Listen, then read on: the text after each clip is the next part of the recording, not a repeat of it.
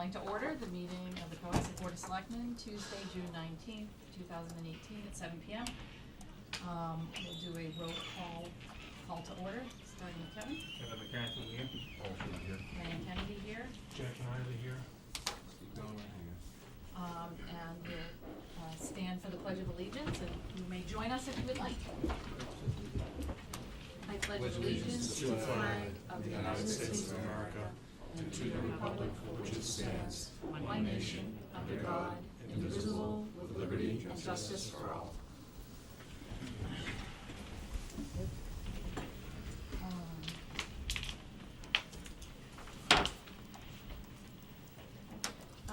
I'll open it up for public comments for any items that are not on the agenda. So if there's anybody here that would like to speak or be heard, now is your time. Okay, not hearing any, we will move on. We discussed last week the master plan committee. They are in full force. Everyone that was appointed through June 30th, 2018.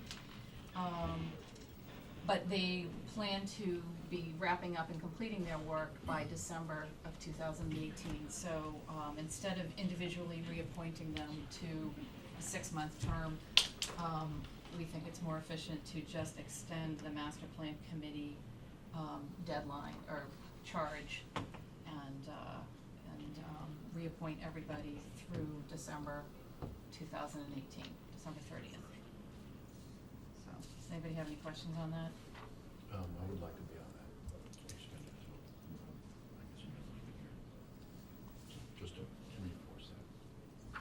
Yeah. You're on. Yeah, so, Yeah, you've done it already. so I'll just read, actually, the members of the master plan committee are Clark Brewer, representing the planning board, Patrick Kennedy, representing conservation, Peter Hobson, representing affordable housing, Lynn Schwant, Kevin McCarthy from Board of Selectmen, Eric Seuss from Alternative Energy, Paul Schubert from the Board of Selectmen, Katie Dugan, Amy Glassmeyer, also from Planning, John Donahue from Capital Budget, and Charlie Higginson from ZBA. So is there a motion to extend the master plan committee through December 30th, 2018? So moved. Second. All those in favor? Aye. Okay. So, and they all just carry over with that term.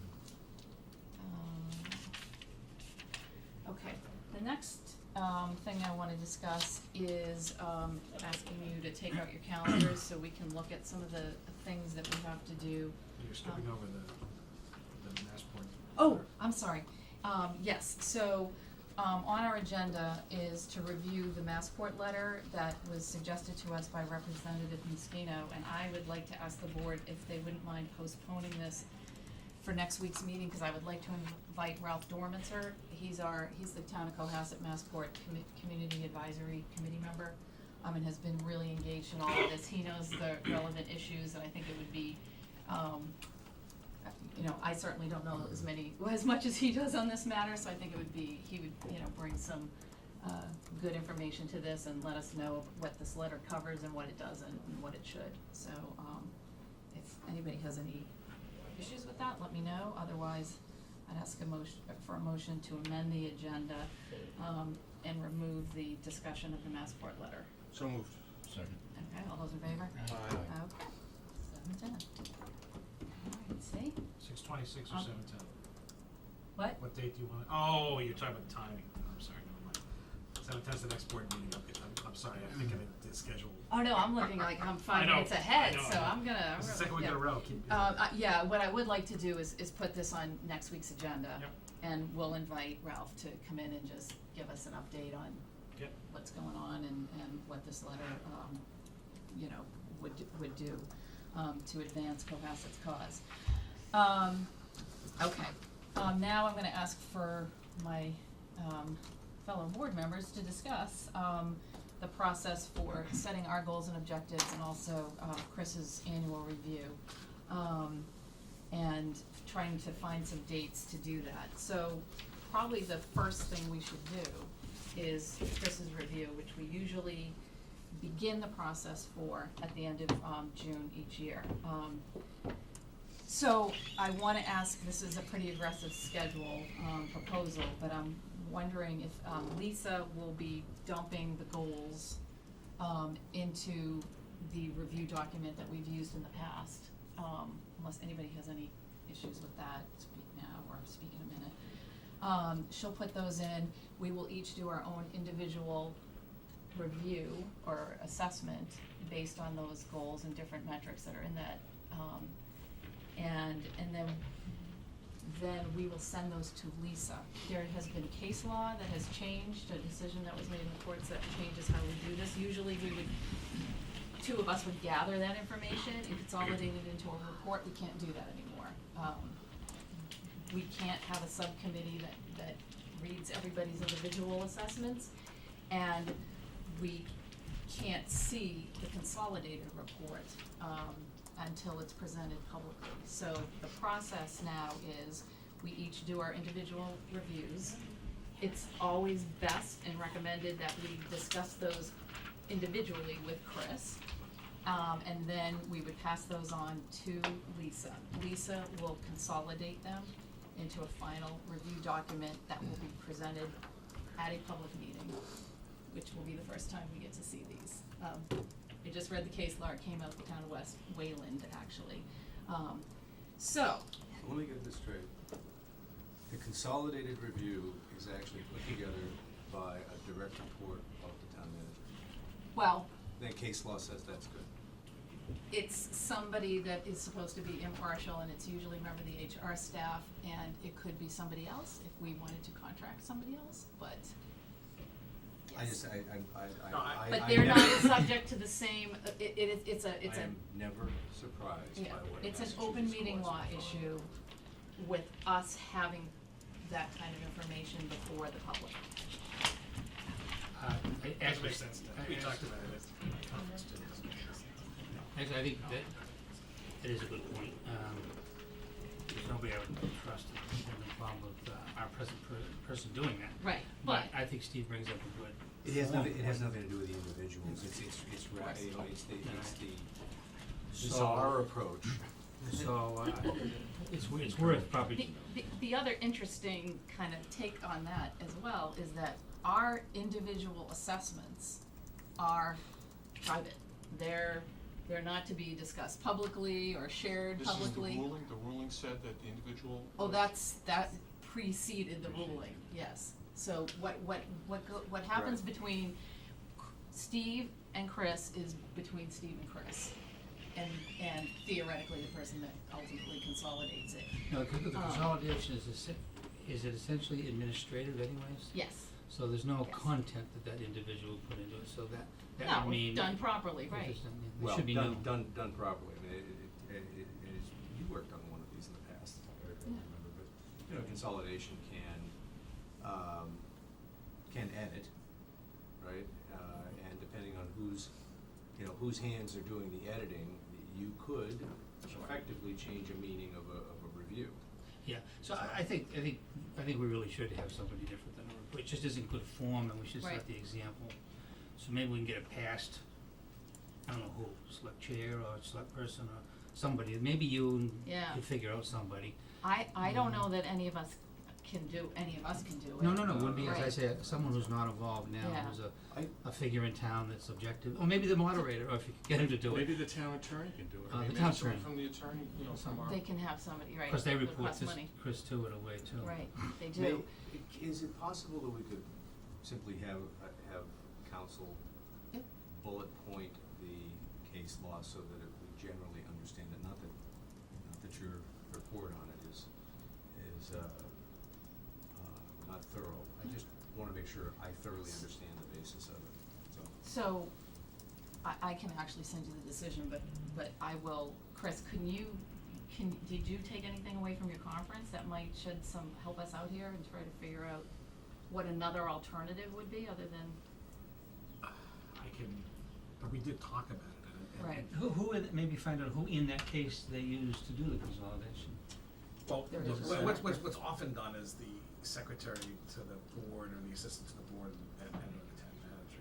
I mean, not that, and that would be, have to have Tracy compile it. I mean, technically she reports to me too, but she also reports to the board. to us though. No, I understand, so it's No, really, it's a meeting, yeah, right? so that's, that's what a lot of towns just do, because it's more, usually, it's again, it's a consolidation, your point is well taken, Steve, Yeah. This has nothing to do with our staff, our Right, people. no, It's- not And at all. there- and No, there is some- it's just, There is some qualitative, you know, like if every one of us says kind of the same thing, and you'll see that tonight when we talk about town hall, like a lot of people said the same thing, and you have to kind of pick one phrase to express that same thing, so there is editing involved. I just have to ask, if each one of our evaluations is private, why would the consolidated evaluation not be private? Why does that go public? because the review process is public by the way it works, and I don't understand. Our it. It's just- individuals are technically considered personnel documents, and this is a public document and for so- public. So can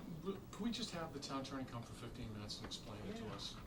I gotta, You know, I mean, Could I gotta have Jim Lampke maybe come by, Or- cause he's Yeah. been doing this, he's in the Mass Municipal Association. Could I suggest that maybe what the town attorney does, or whomever you want to, sends us the bullet points, and then if we aren't clear, or we don't see a better option, then we bring them in, cause Do we no have to offense. have so, I mean, I think having a public hearing on your evaluation is unusual, you know? No, way around that- it. TV? No, No that way around actually it. is, that's not. That I think is law. Required by law. It's the law Have says we you, always done that? Yeah. well, no, the law, the state law says you have to do it publicly.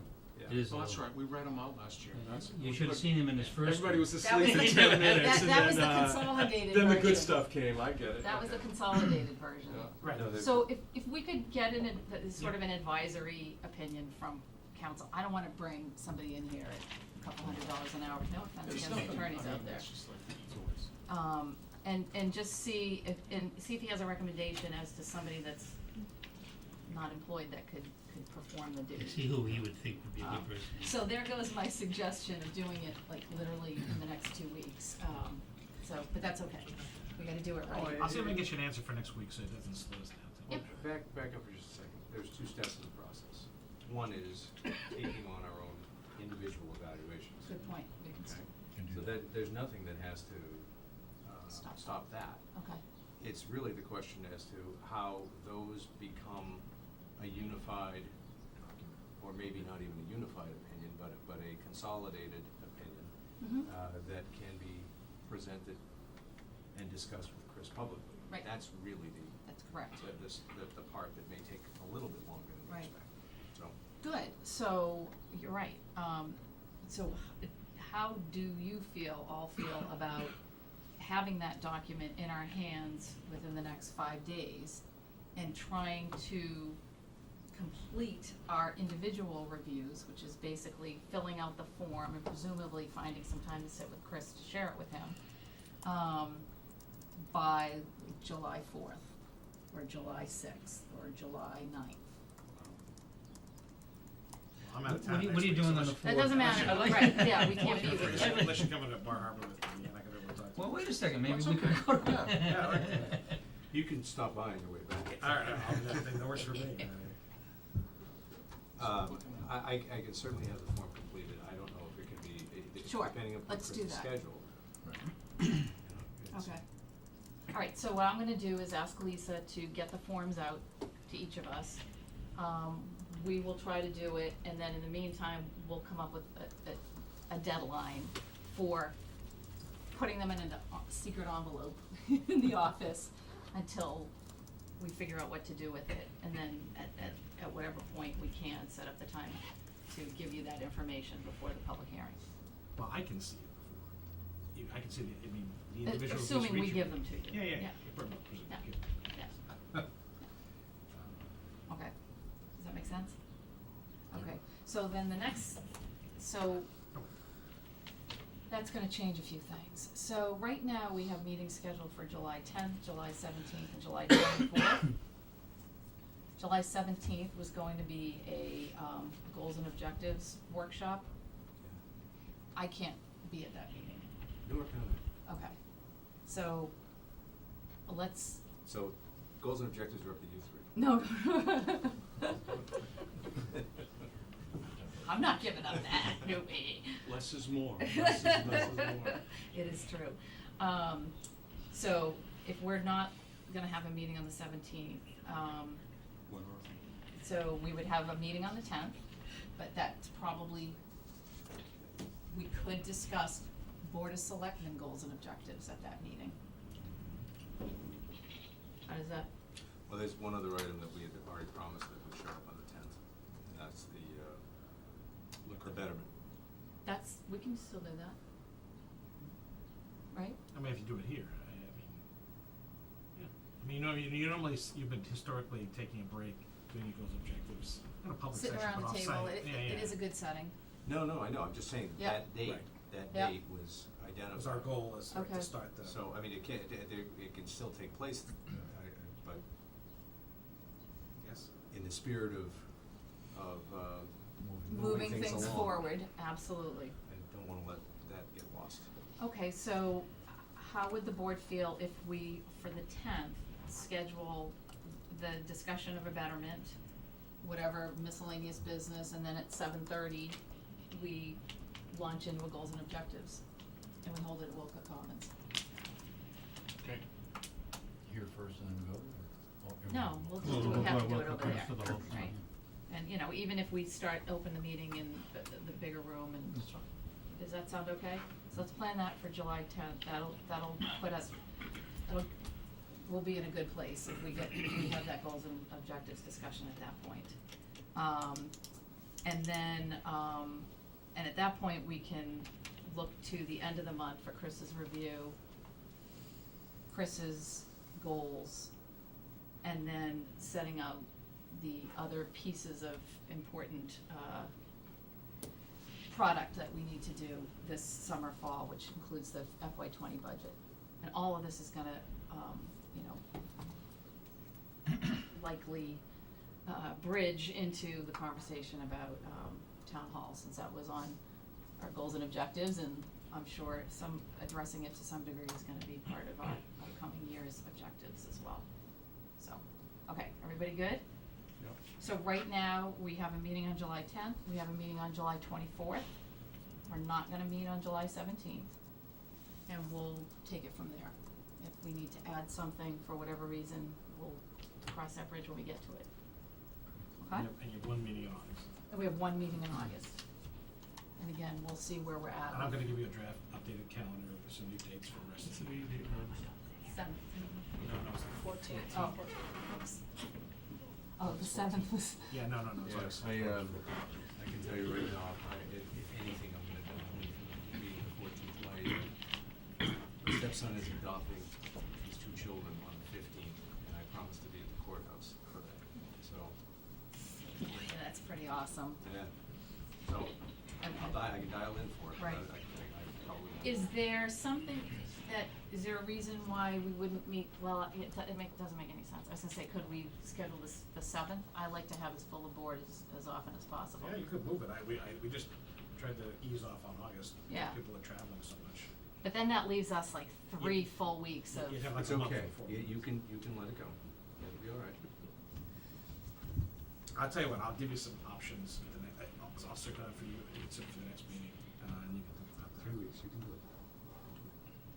I'm not worried about me, I'm worried about the business of the town. It's survived us before. Yeah, well, it has indeed, okay. All right, so we are now gonna move to the town hall discussion, which is obviously, what everybody's been waiting for. Let me just get my notes together.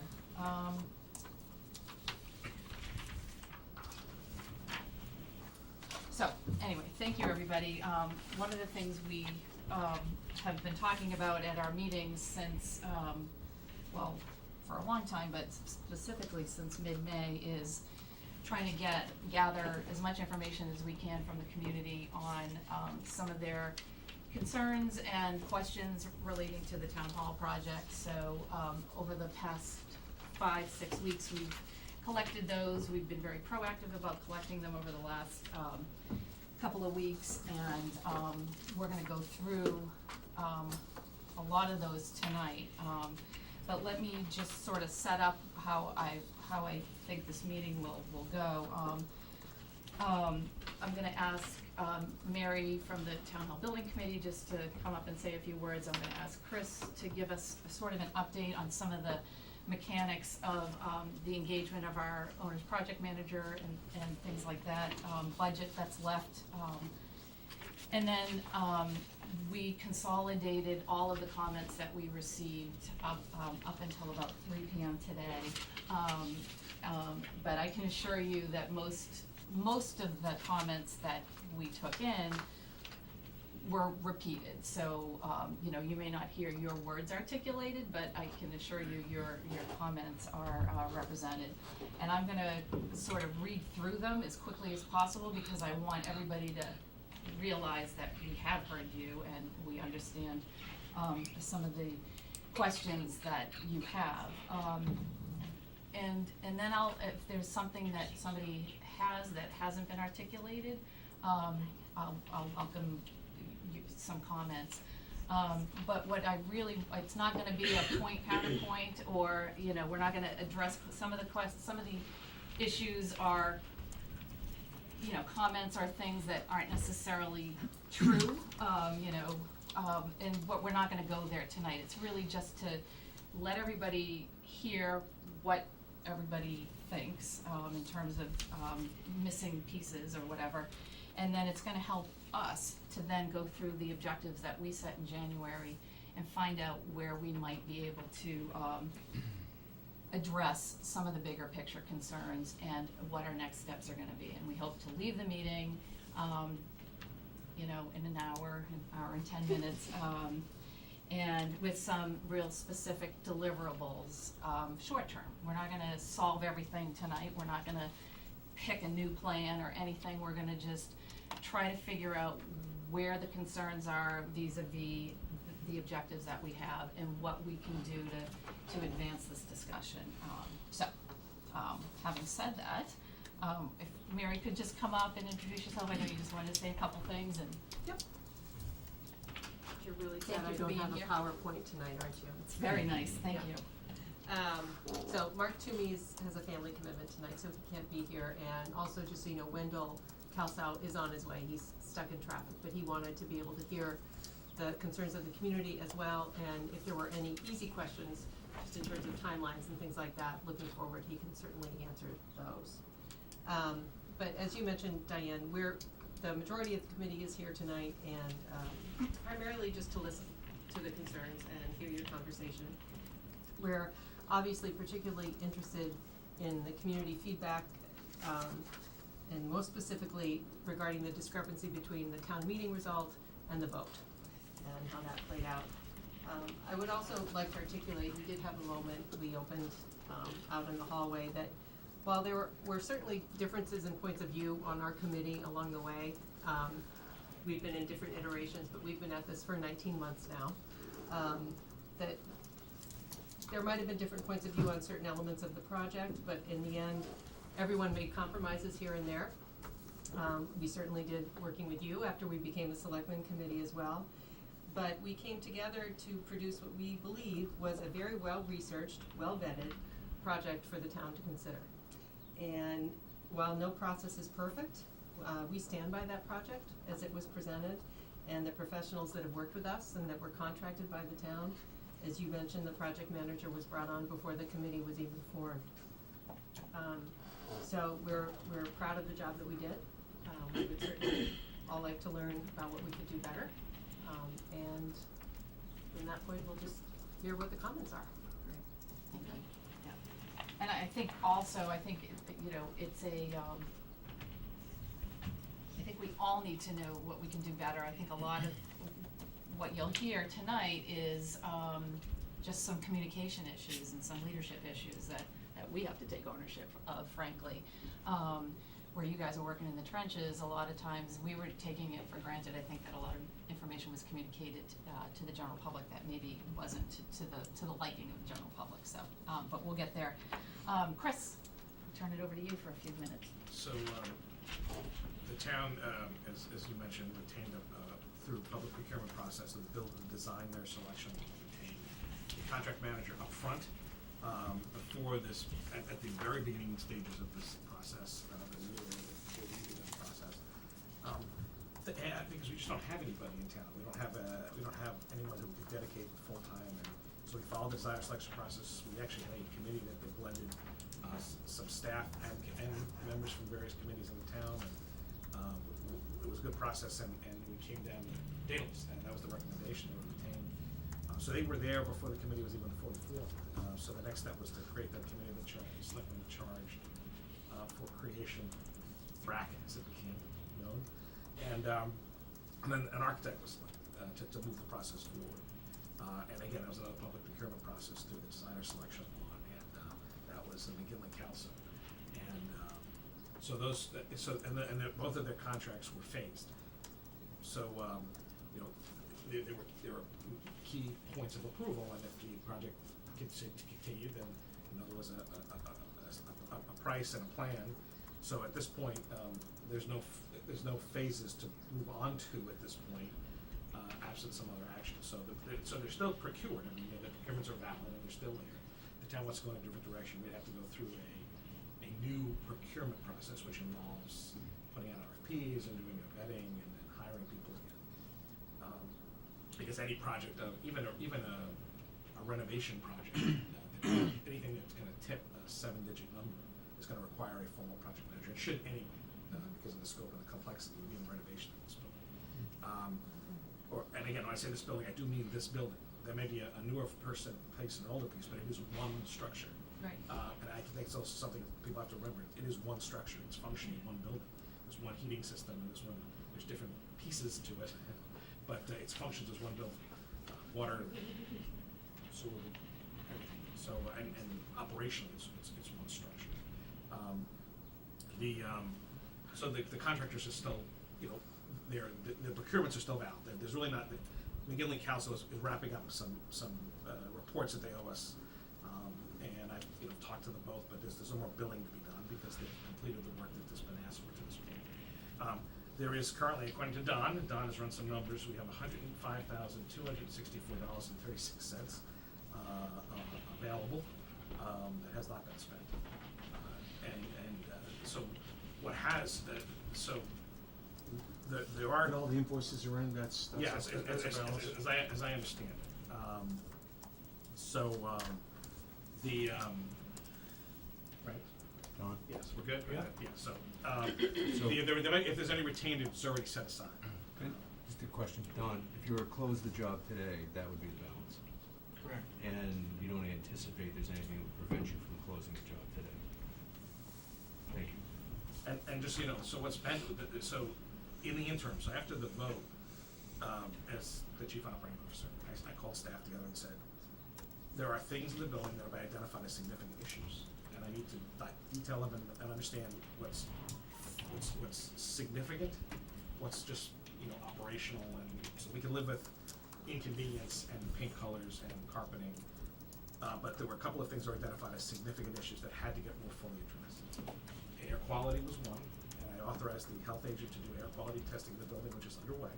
Is that something that gets procured, or not Yes, it was. necessarily Yeah, formally, but she hires somebody yes, that comes yes, in and yes. does it? In fact, she did a lot of this in her past life as a scientist. So, I don't think there's any. I mean, there are some areas of the building that have not been, that good. And if you're even in committee meetings for a few hours, that there's some places where it's not so good. But if you're in the building for extended periods of time, the town is an employer. The town has to meet certain health and safety standards too. The other is the electrical system. Well, the piece of the building we're sitting in today was built 30 years ago. The building that's next door was renovated almost 90 years ago, 80 years ago. So there's electrical system pieces in that are literally decades and decades old. And there's been reports that I have now looked at from before my tenure here that identified some significant concerns about the stability and functionality of the system. And I said, well, we need an update on that. So that's also been authorized, and there's a contract that's going through the system to identify issues that are code-related and safety-related and things of that sort. The air quality issue is in most, which building? So, we Both have a tested problem? well, it was to test it to see whether, to see if there really is anything. I mean, there's, we all sneeze when there's pollen in the air, and all sorts of allergies. That's not what we're talking about. The real focus was mold. If there's mold in the air issues that are remediate, there's mold everywhere too, but is there anything that the building is generating itself? Because of leaks and stuff we may not see. And the other was, more common workplace stuff, I think, like, VOC is volatile organic compounds and stuff like that, so which it doesn't, would just be a standard test, for workplace stuff. And again, there's no I'm hoping we don't find anything, but based on, there's a couple, I've walked through the corridor, I think other people have on the first floor, when it's rainy out, you smell mildew. And you shouldn't do that in the middle of the building. So, now there may not be anything, I don't have all the reports, Joe, so I'm waiting for Pam to put those back. So I'll share them, they'll be public, I mean, there's no reason to believe there's anything that's dangerous or anything. That said, there's been enough reports and enough concern, and it's an area that we have to know about. It's something that hasn't been tested. Right. And I mean, presumably in some of the earlier discussions of kind of the conditions of the building that we generated both this time around and 5-6 years ago, just the general air quality was one of the kind of items. I don't know that we ever tested it, but it was just something that we knew was an issue based on various other issues. And this isn't in the about heating building. efficiency or anything like that. I mean, the building is leaky from a heating point of view. That's not what this is about. This is about whether there's any issues from an air quality point of view that are raised to the level of this issue. So once I get those reports, I'm happy to share them. Again, Pam happened to do this, so I asked her. She said, well, it really wasn't very complicated. Some of the devices look kind of creepy, but they look like kind of somebody's science project. But they just collect the air and then they send off to site for sample. And they did outside tests too. So if it turns out there's mold, it's because it's wet and it's the same inside and outside. Well, they did some standardization, some baseline testing outside as well. So because you're near the coast, it's damp. It'd be different if you're on the desert. So there's, I expect those reports. In the electrical system, I'm hoping in a few weeks they're going to do some heat testing and some other, everyone's seen the panel. The panel is downstairs. Not all of them, but one of the panels is a couple of panels of metal. So, and we don't, I don't want to be surprised. The fact that I don't want to find that we've just been lucky. By the same token, if there's stuff that we can work with, then we'll need to know. Yeah. Right, okay. But those are the two issues that were raised as things that were health and safety more critical. There's other things that are operational. We may actually do some water testing too, Pam mentioned some water testing. Not because of the water hazard per se, but some of the pipes in the building are very old. So that's not a very hard thing to do either, so that won't cost very much. Does anybody have any questions of Chris? So that's where we are. All right, so, really quickly, just, for those that came in later, I'm gonna kind of run through the list that we've collected over the last 6 weeks, from various people who've sent us, emails or met us at the supermarket or whatever, and I think it, pretty much identifies most of the issues and obviously some of the positive things, but most of the people you hear from obviously are the ones that have some concerns. So there's certainly a lot of those. If you have submitted something, please know that Kevin and I did the consolidation, but you may not hear your words, but you will hear your message in some of these. And this is really just for us to get a general sense of the bigger issues and then try to move forward with those informing us as we discuss the objectives and some of the next steps. So we're not here to point, counterpoint, or argue any of the points. So basically, general consensus among those who voted for the debt exclusion was that they recognized the need to renovate this building, and some of the inefficiencies of the building, particularly from people who spend a lot of time in the building, through committees and also employees, those being the people that really knew what was going on in the building, but I think a lot of people in town just knew that this building is inefficient and the stairs are weird coming up here. People appreciated the thorough planning process and the work of the THRAP committee, and felt that the presented funding structure made sense within the town's budget, and I think that's clearly why the board supported the project going into both town meeting and the election. Now I'm gonna read by kind of tranches and themes the concerns that we got through various means. I'm gonna take a sip of water. So relating to the planning process, these are some of the concerns. Needs analysis should be presented and address option of and cost for full renovation of both buildings. I didn't know about the project. Was it done in a vacuum? Alternatives were not considered.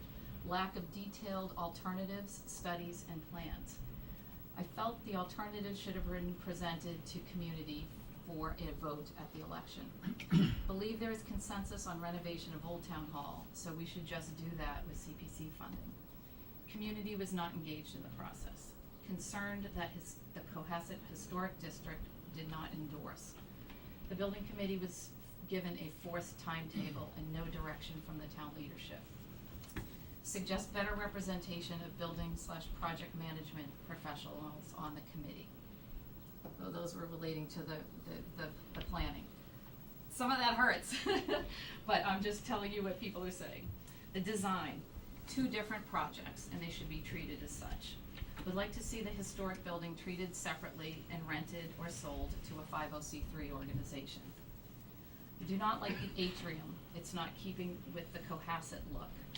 Building is too large for a small staff. Utilize Old Town Hall for meeting space and rooms to cut down on the footprint of the annex. Are there other building space available for some of the staff to relocate to permanently? Building interior layout needs to be reconsidered. The larger space and layout will make for more expensive maintenance and drives up the building cost. Would like to see renovation of both buildings and no new building. Size is too big, given technology will likely shrink government. There should be a 3rd floor. Relating to cost and financing. Want to better understand the town's long-range capital needs. Sticker shock, $12 million is too expensive. Concerned about tax increases. Need better understanding of multiple funding options. Basically confusion on CPC bonding, plus CPC cash, plus town bonding, plus override, what's an override versus a debt exclusion. This is something I heard about 8 times at a cookout I went to the other night. The costs of living in Cohasset are too high, my water bill is killing me. Large footprint, well, I have to say it, large footprint will require expensive long-term maintenance, utilities, I didn't consolidate that, said that again. Finances not fully vetted and budgeted for in a long-term plan. Can the town secure grant funds first and use those as part of the financing plan? Relating to town priorities. Concerned that the project would take away from the school budget or squeeze out other capital priorities, including public safety, the harbor, and DPW. Too many critical capital needs in town. Town needs a maintenance plan for all of its facilities and land. Citizens do not use town hall building enough to justify the large expense. And then issues relating to the vote, the election, town meeting, and governance is how I kind of bucketed these. I didn't realize I needed to vote beyond town meeting. Didn't fully understand the ballot question or what it was asking. Was confused by social media discussions about the project. Was not comfortable with voting one way or the other as I did not have enough information about what was being proposed. Mixed messages from the government as capital budget committee openly opposed.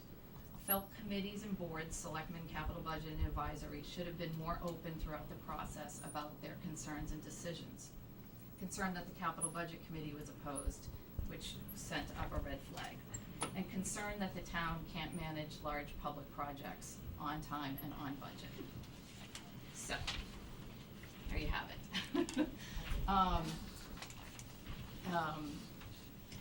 The selectmen have it, there are some available, but we didn't make enough copies for everybody, but I would ask anybody here if you felt that was a good representation. There's a lot there, a lot of specifics, but just a general good representation of what you've been hearing.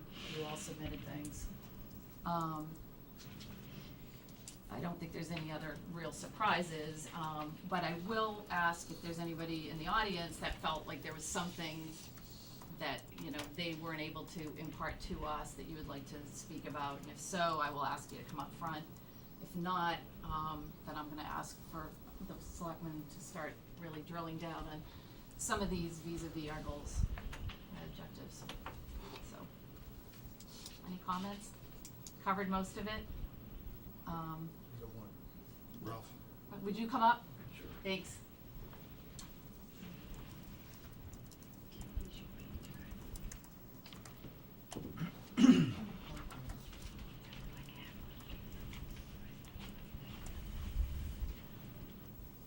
Thank you for the opportunity, I appreciate it. Great. Madam Chairman. Ralph Dormitzer, 111 Atlantic Ave. The only two words I would give you would be collaboration and consensus. I think those were big issues for us. I think maybe you referred indirectly to those, but collaboration and consensus were very big issues for a lot of us. So that's all I'm gonna have to say. Thank you. Right. Yep.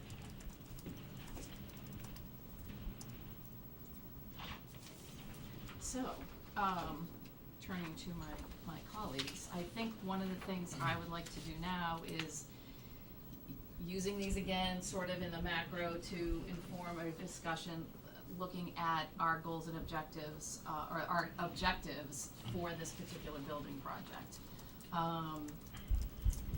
And get your input on some of the things that, you know, we might look at differently, or, you know, real specific sub-objectives that we should be, putting forward at this point in terms of deliverables.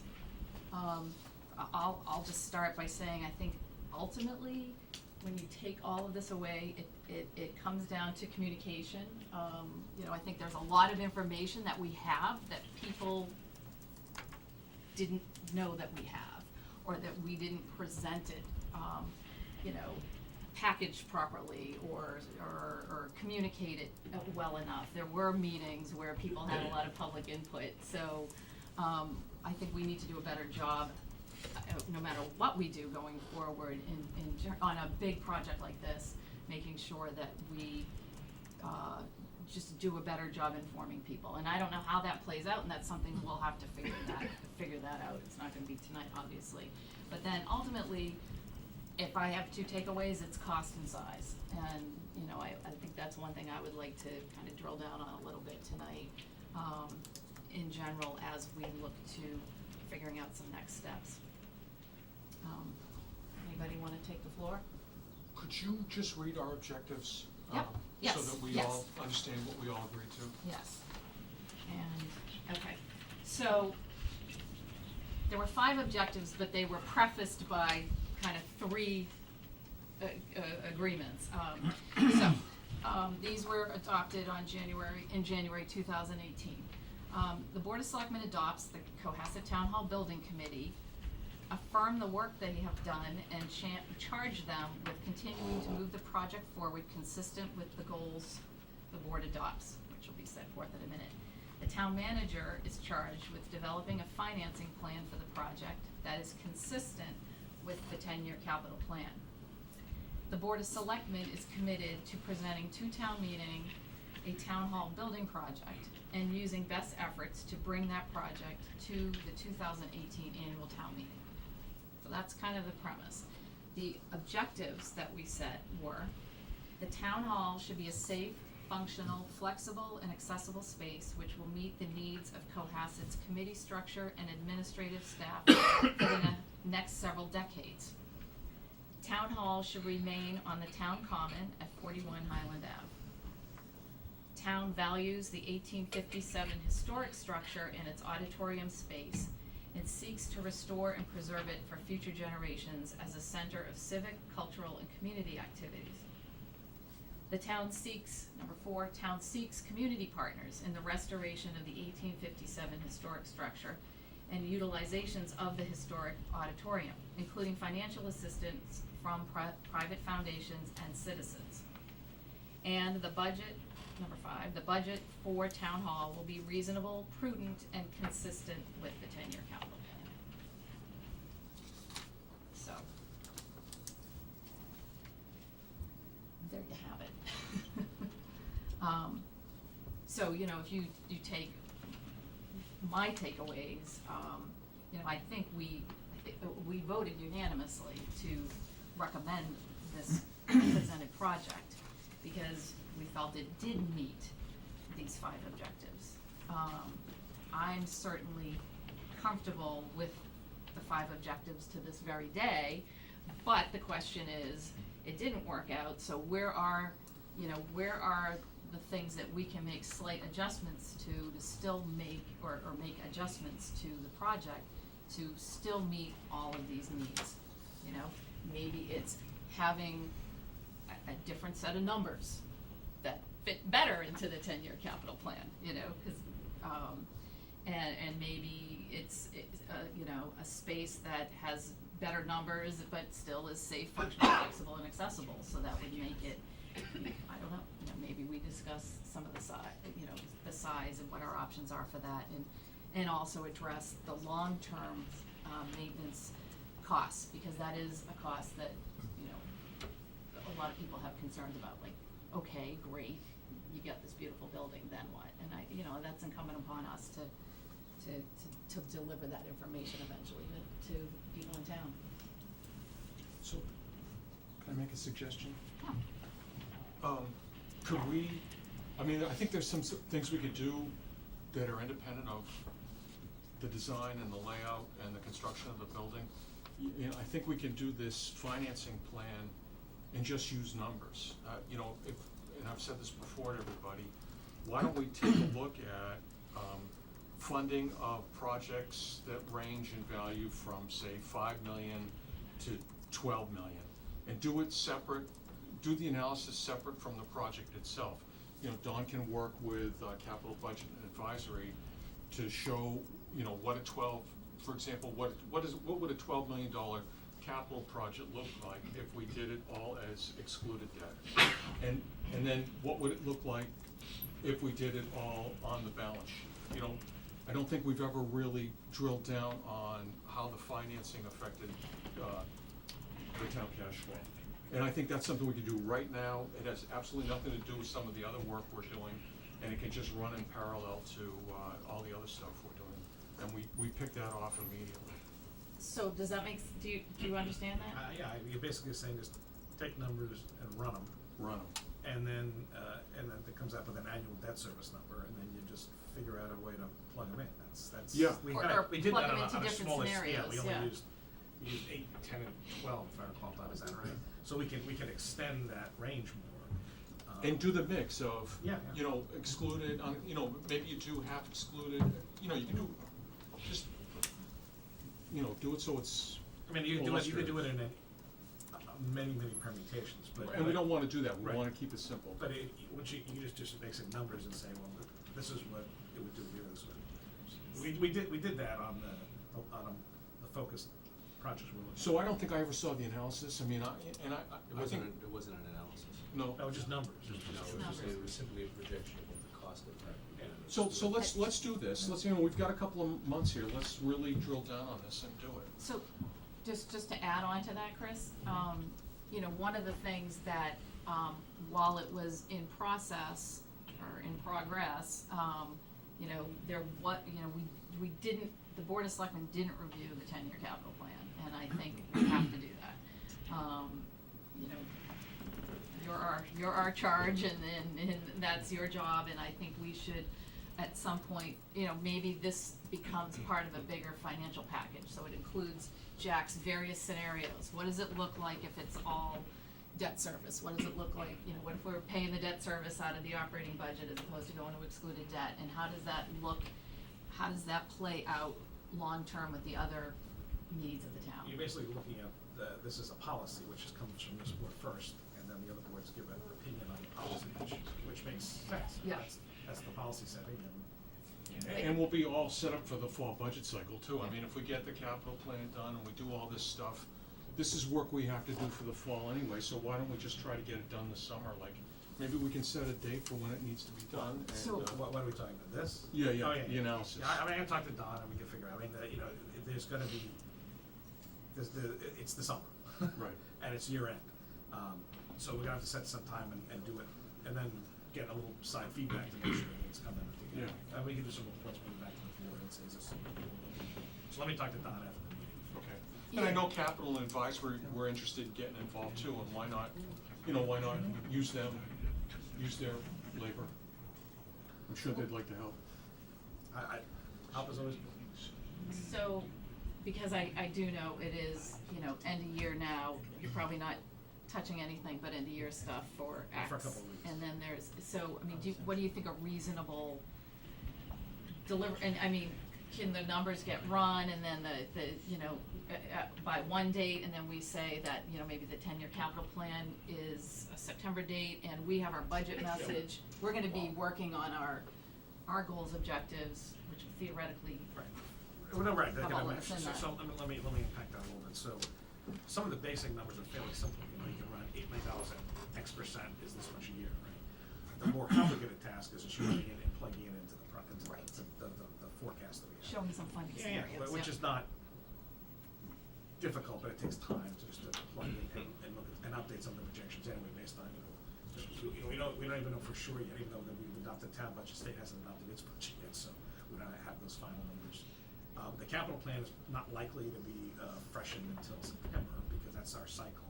You know, we'll go through the summer, we'll plug in the projects that have been approved, we'll do some internal conversations late summer, and then we'll pick the process, you know, jumps in earnest. We already have the first crack at a 10-year. We're gonna freshen and update it and then say, here we go. So, and we know what the roll-off, I mean, Don's already done a great job of, everyone has access on the website today to what the debt, the current debt structure looks like over the next, 30 years or 20 years, how much roll-off is there is in various places. So we know those basic numbers, so it's easy enough to be able to say how that plays out. And the plan would identify very specific, and I guess 10 years is hard to predict, but 5 years is a little more certainty, but you know when fire engines get replaced and police cars get replaced and the school roofs gotta get done and the whatever else might come online. So there's a nice robust, and which has been kicked around periodically, the fire engine replacement cycles, which are actually 25 or 6-year cycles, like 20. Depends on which they are. The ambulance are 10, the engine's like 26 or something like that, and refurbished halfway through. And that's structured already, so we actually know what those are. Police, we've done a reanalysis of the police vehicles. We're actually working on that DPW now to get a more regular replacement cycle, so they don't have to MacGyver every piece of equipment. So we've actually taken steps on that. That's going to continue in the summer. And that's the big, the more regular repeating assets. Then it's the structurals. We actually had that for the senior center. The board charged us with getting that, so we did an analysis of what the building would cost us. So we actually have a maintenance plan for the first 10, 15 years. It's a lot. When you have to redo the HVAC, and you should redo the carpeting, and the windows. So we have all that. We're doing that with schools. We're developing that more in day. We know the roof cycles and the boiler cycles. So yes, we have the ability to layer that in. And I think it's important to do it, I mean, because we're gonna back into what's an appropriate budget for this project, right? I mean, is 5 million appropriate, is 20 million appropriate? I don't know, and it really depends on, how much room there is on the income statement and the cash flow statement of the town. So I think this is really important analysis that has to get done, as soon as possible. Right, at the end of the day, it's all about priority setting. So the town can do anything it wants with the recognition that, just like in life, there's gives and takes. I mean, you can do everything if you want to pay for it. That just means you have to spend a lot of money. But every year, the budget cycle, like the capital cycle, is a weighing of alternatives. It's like, that's the other aspect of it. I mean, it's the community determining what its priority projects are. It's, do you want this versus this, and what's the best value? And I agree, and that's what I hope we get to with this analysis. I mean, let's say I'm just picking numbers out so we don't get political about it, but let's say the project's $20 million. And we run this analysis and it says, okay, you gotta do, we gotta do all sorts of financial manipulation to make this happen. And oh, by the way, we crowd out, 50% of all our other capital needs. I think that answers the question that a lot of people were asking, right? It says, Not 20. this is too much, I'm talking about 20, I'm trying to take it out of the realm of Right. what we're talking about. Just to use it as an example. I mean, it's going to, and I think in a pretty good way, say, here's really what the town can afford, assuming that the town doesn't want to do, different forms of financial engineering to get themselves there. And one of the other pieces of this is We could afford anything, right? I mean, we could, Right. we could That's what lay I'm in, saying, yeah. we could lay in another $50 million worth of debt, but I think all of us know We don't want what that. the implications of That's- that would be. That's right. That's Right? there's. It's not like Dell's looking to set up a clean room somewhere that's gonna regenerate $1 million tax revenue, okay, that has no pollution and it doesn't generate traffic, you know? That would be nice, but I don't think it's like, I'm just using Dell because they don't exist anymore in their current form. That said, yeah, it's numbers, but the policy implications are for you guys, so we can do the numbers and you can kind of tweak that out. Now, without going too deep into this, one of the conversations that we've started is town even allocating enough for capital resources? Is that amount to grow? And I think the answer is yes, that conversation has to take place on that. Because there is only a finite, because we've effectively capped the amount based on a, pre-existing amount of debt, and as debt's rolled off, it's been used for new projects. But that's still there's still a cap of $3 million, give or take, I forget the exact number. Is that enough for the town to spend that? Does it need to look at a bigger number? And things cost more, and things get more sophisticated. You're not just replacing, in this day and age in the schools, you're not just cleaning the floors. You're replacing smart cameras and computers and wiring and Wi-Fi. Why am I blanking on what they're called? Wireless hotspots. Networks. That's much more complicated. It's different, and some of the technology gets cheaper, and some of it's more expensive. So that's a part of the conversation too, and I think that's something that the board's got to determine is, does the budget start to tilt a little bit? Do we start to find some more money for capital for all the buildings, the schools, and everything else that they do? And I think when we have that conversation, which should be sooner rather than later, but, we should work maintenance into that, because that is kind of the missing ingredient, and it's the hardest thing to answer to when people ask, well, what's the maintenance plan, And we have seen buildings, unfortunately, and I do wanna say we've come a long way, in a relatively short period of time, given where we were at even 5-7 years ago. But we have to make a commitment, both in terms of planning and financially, to make sure we take care of the assets that we have in town, whether it's a tennis court or a town hall or a school building, so. So just because you brought that up, so we brought on a new assistant manager for facilities in January after a long search, who was in the private sector and did all and has done this. So he's partnered with Mark, and he spent now this last 6 months. And in his first couple of weeks, we had a blizzard, and then we hit the nor'easters and all that stuff. So he's seen the good and the bad and the ugly, and he's great. He's focusing, and we're talking, and he's helping look at, okay, what is the classroom painting schedule? Things that we've kind of done on an ad hoc basis. We should plan those things. We know the roofs. So Nick is somebody who wants to drill down to the light bulb replacement schedules, and Mark's all in on that too. So now, but Mark, ran around with his finger in the dike all the time, fixing problems, and we've been able to catch up with some. We've been able to allocate some money. Town meetings allocated money over the last few years. We didn't ask for anything really more this year, and it's helped catch up on projects. And that planning is happening. And the question is, it's going to cost more to do some higher standards. And again, the old pound of an ounce of prevention is what the kind of cure. An ounce of maintenance is the regular oil changes in your car. Unless you have an electric car, where you don't have to do oil changes. Really does help prevent future maintenance. So we've done it with the senior center. That got developed. It's like we're getting the building in this condition. Let's make it in condition. And we've stayed on top of it. There's been a lot of deferred decision making in town, which all of us are inheriting the results of, and you can't go back 15 years and say, well, you really should have done this replacement then, because you can't go back in time. So we're dealing, unfortunately, some of the buildings, and this is one of them, there's been literally generations of deferred decision making for a variety of reasons. But it happened, and so that's what we're doing. And just jumping a tiny bit ahead, one of the things you asked for was the role of the selectmen in this whole process, and this is one of the primary roles, I think, is that we need to get a handle on all of this and make sure that the answers are that we have things to look at and things to talk about, and so we can make informed decisions. So could I ask, is it possible for us to have a draft by the first week of September? I feel like if we don't have most of this figured out by September, we're just gonna drift a little bit into the fall, and I don't think that's gonna be good for the project. Let me. It's a priority. Yeah. I'll talk to Don. We'll figure out a way to make it work, and I'll get.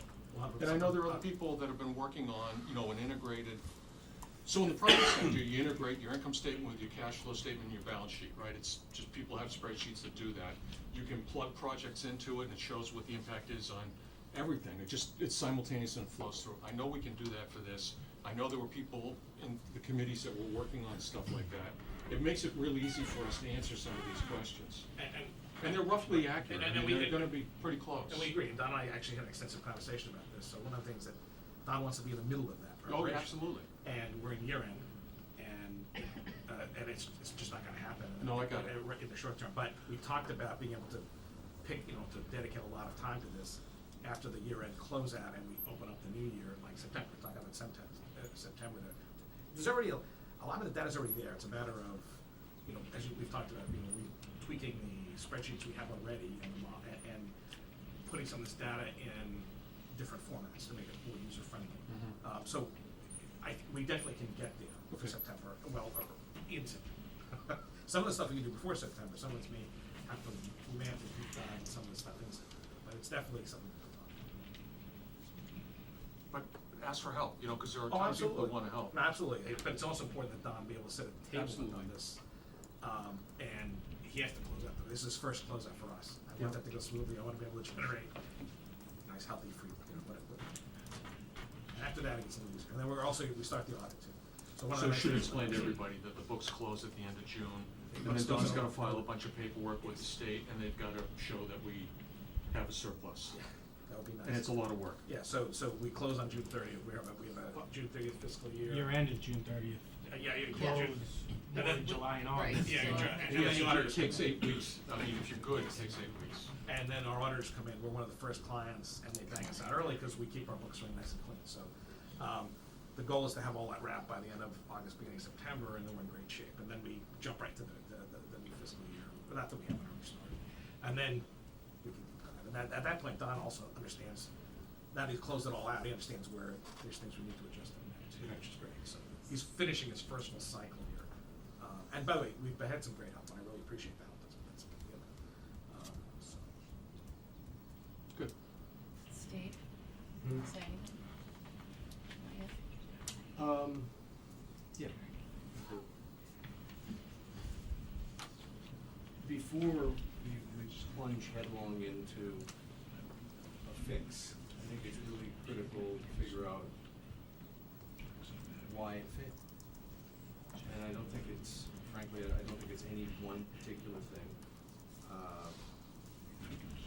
But ultimately, as Chris pointed out just a few minutes ago, as a town and financially, we can do pretty much what we like, but only with the assent of the town.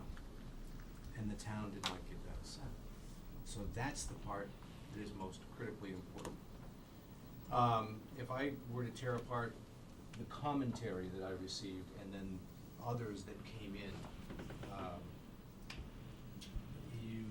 one could look at this and say, well, is it communication? Yeah. But it's not for lack of trying to communicate. Communication goes both ways. There's the presentation and there's the absorption and feedback. And if we have a population that is broadly disengaged in the process, please do not mistake attendance at town meeting for being functional beyond anything other than the vote on that one item. Don't think so? Look at how many people got up and left. There was some important stuff that took place afterwards. So that's not an engaged population, except on one item. Right? And your town is more than a single item. They came to vote yes for a town hall. Maybe they came to vote yes on a zoning change at one point, or, to vote on schools. There are those of us who were part of that. It's about leadership. And the leadership that is required on a project like this comes from a variety of places. It's not just the committee that's charged with the project. It's, the leadership also comes from, has to come from this elected body, whoever sits in these seats in the future or in the past. And that leadership is critically important because ultimately the communication that is most focused upon by the citizens is generated generally from here, right?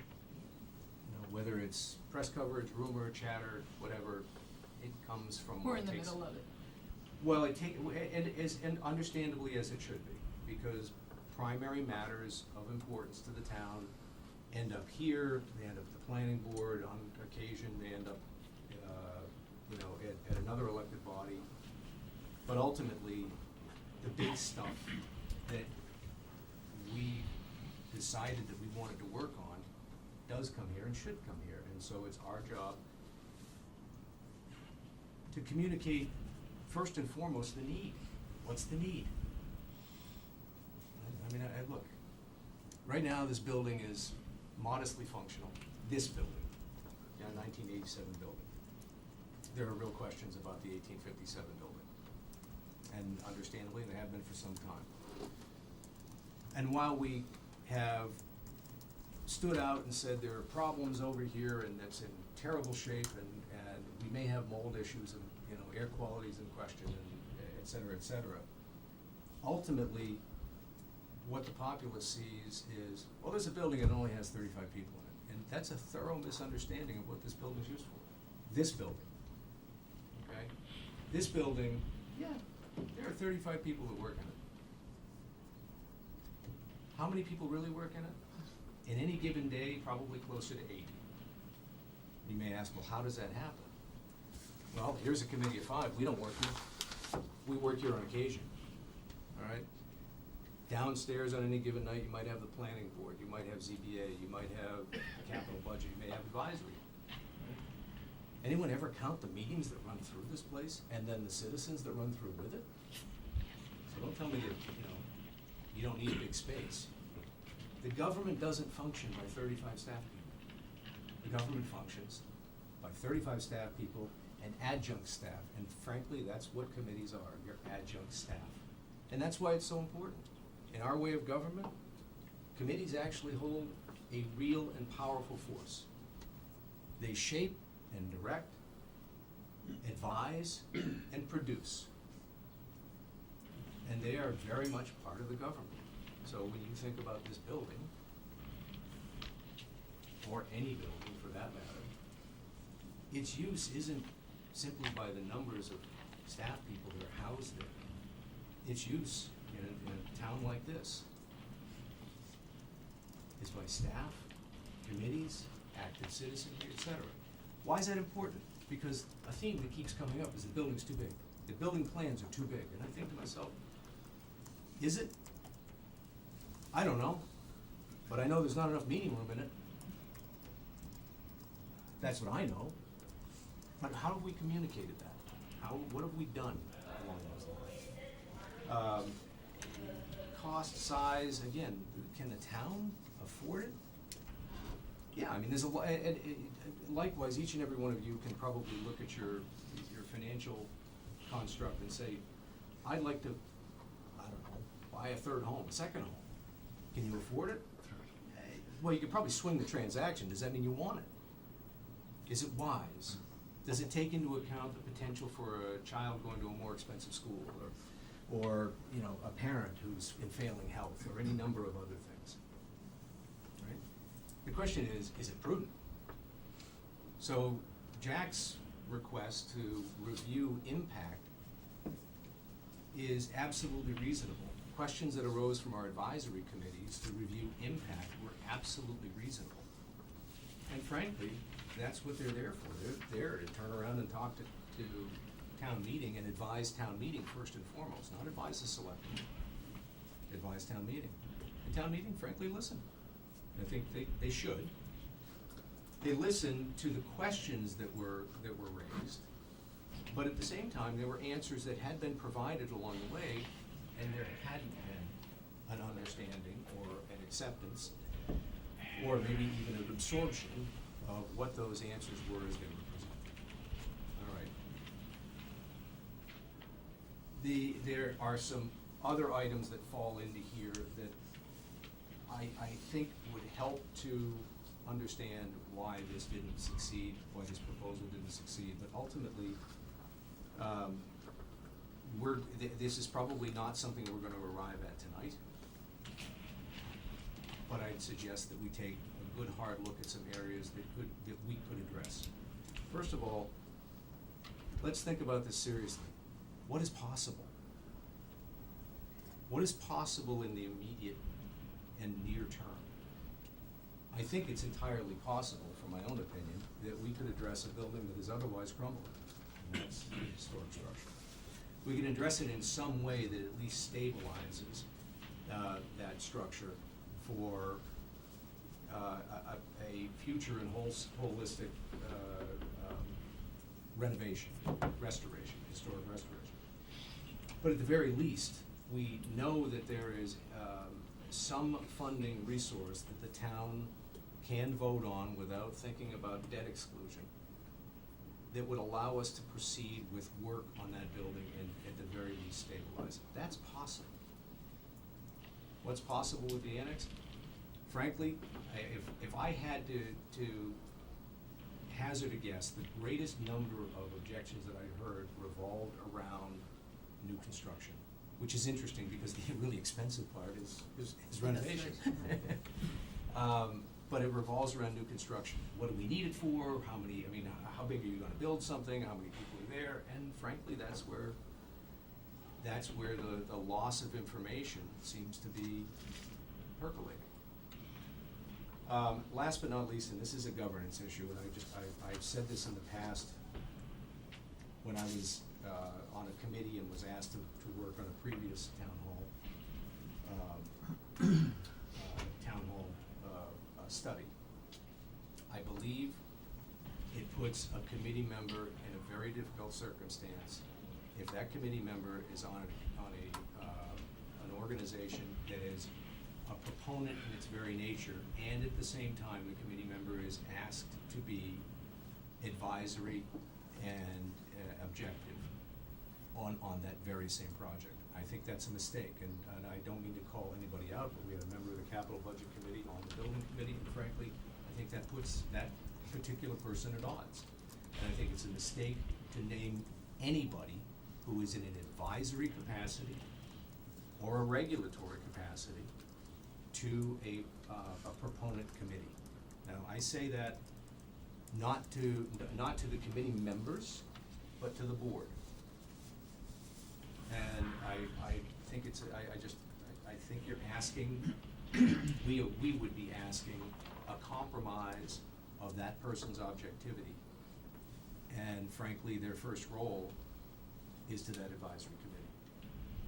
I'm gonna end there because there are certainly any number of additional opinions that my colleagues have. I'd rather listen. Thanks, Steve. Paul? So I think the vote really said that cost probably was too much, and I think it will come down to trying to shave down the cost. I think from that, it will probably also have to shave down the size. I'd like to see a 5-year cost of what is involved in the maintenance and the immediate capital needs for 5 years, because I think 5 years is really right on the horizon. I know there'll be a 10-year capital plan that would yet to be fully vetted. As somebody who's had kind of 35 years of exclusionary debt up until recently, I look at, what you can afford over the course of time, and I think that's what the town's gonna need to do. And when we do that, we'll probably have to look at means of financing exclusionary debt. And I think one of the main concerns I have is if we can find other sources of revenue, how do we secure that when the vote was not in favor, if we do believe we should go ahead with a potential renovation or new construction or combination of the town hall? So that's probably one of the biggest things. If we can get a plan that the town is behind, I think it's easier to obtain outside monies from the state or any other locations and sources, because then you have a plan. So I think that is one thing which I think we'll probably have to put forth to the town, probably a smaller size building, which would be a lower cost. And if we look at the 5-year maintenance and immediate capital needs that are right on the horizon, I think is what I'm trying to push for. That's all. So we're actually, in a lot of ways, creating work for ourselves, which probably should have been done from the beginning. Kevin? in looking over, especially doing a lot of listening to the commentary that came in from the community in these various forms that we've all been looking at, one of the things that really sticks out is that there is near unanimous view in this town, and that we all agree on, is that the old town hall should be restored. Just about everybody, from people who are highly critical of the project to people who are indifferent or whatever it is, and either talking to them or reading their commentary or seeing it on social media or whatever, most everybody wants and agrees that we should do the old town hall, which is really, when you think about it, a big hunk of what is being attempted here. So one thing that I think is important as we go through this process, as I begin to reflect on that and see how uniform it was, is that we wanna make sure that we don't lose that. So we don't wanna muff repairing and restoring what everybody wants to do and doesn't mind spending, even though, even then spending the $4 million, a large part would come from the, preservation fund and so forth, but they don't mind spending the money for it isn't questioned so much, is that they wanna make sure that that is preserved. So as an overall thing, we wanna make sure as we go forward that we don't lose that gem, that we don't, as we proceed forward. So a lot of agreement on that. Where the disagreement that comes out through the commentaries and reflect upon it is how to handle the annex or the town form of the offices and so on. That's really where the area of disagreement is in the community. And I think part of that is a couple of problems or a couple of concerns is that all of us that were working on it actively, all the committees and so forth, you get so involved in a project, you begin to have sort of a certain vision of it, and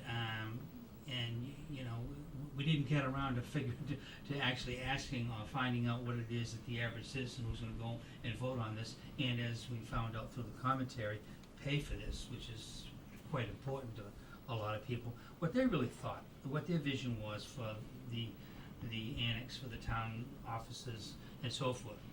So the analysis on that, for me, from what I can see the data and of listening to all the information is that the community as a whole, the sweet spot we were off, the sweet spot to get the community to embrace this is on the annex area, is to be more practical than we were, to be more frugal. I call it New England frugal. I mean, we do live, never did I see the manifestation of what it's like to live in a small town New England community is when I went through this experience, particularly the last couple of weeks in the vote and all the commentary afterwards.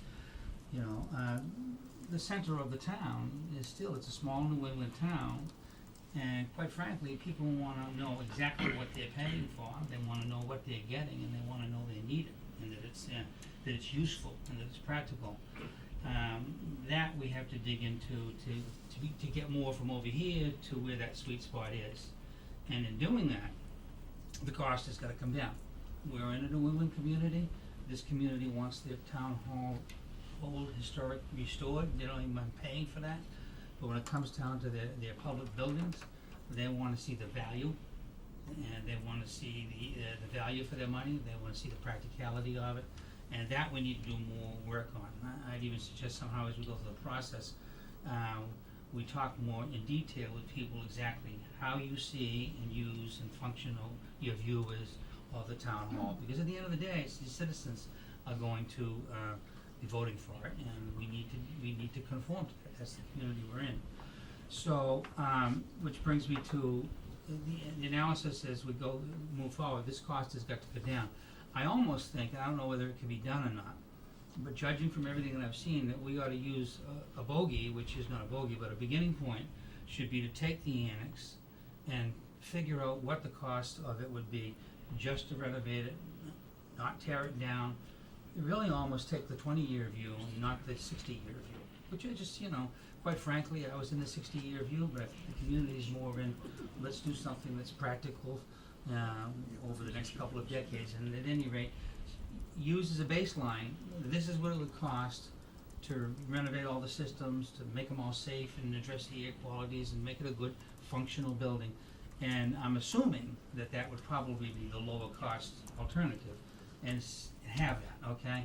And then anything else that we do that would cost more, to be quite practical, quite frank with the community, with the board, because this is what's on people's mind, that would cost more, we would then match it up against that. It would cost, okay, this is $1.5 million or $2 million. If we go to 4 million, folks, this is what we get. If we go to 6 million, this is what we get. And be able to explain that in real concrete detail, I think that would help us get to finally the point at which where the community as a whole will vote for this. Because again, the citizens of this community are the ones who have to vote for it and pay for it, and they have a right to have the kind of building that they will accept. And it's more along those lines there. Going forward, as we proceed, and maybe just as important as the building is what I saw that concerns me as much as this entire project is that our governance in town sort of broke down. And I don't think we functioned well. We didn't function well as a board. I think the quality of our dialogue up here could have been better, of which I'm partially responsible. And, but we need to have good, reasoned, open, thorough dialogue. But just as importantly, the way we interact with the committees and, which are vital to this community, that's as important or more important to me than the buildings. We must keep our citizen participation in committees, something I treasure. The way we work with them we need to do it better. We need to have more communication, and I think that it's the Board of Selectmen, they're gonna need to figure out how we engage and work this process or lay it out. I think sometimes we put the town committee meeting out on missions or on things that, maybe it should have been us. And, so in doing that, I think that I'd go to, Mr. Dormance's remarks, which we need to make sure that we do have closer collaboration. We need to lay that out to see what it looks like. And we need to, as we proceed forward, make sure before we go back to the public that we have a consensus. I thought at one time maybe it wasn't so important. I got a good lesson as to why consensus is important. And we don't wanna have proposal to the community that there isn't a general consensus of the people that they hold, in their committees and they elected their positions. They want us all to work together and come to a consensus. And we gotta get in a room, however it is, and we gotta work it out. And make sure that before we do that and before we go forward again, that we go through the painful or difficult or whatever it is, process of doing that. The hopeful thing on that end is the people we have on all of our committees are excellent, they're fine people.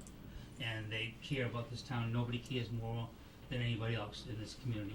So we have everything we need to do, but we need to make sure that governance gets mended and done well for this project, but it also needs to stay going forward, because it's just as important to me as the building, because we must have good governance in this town.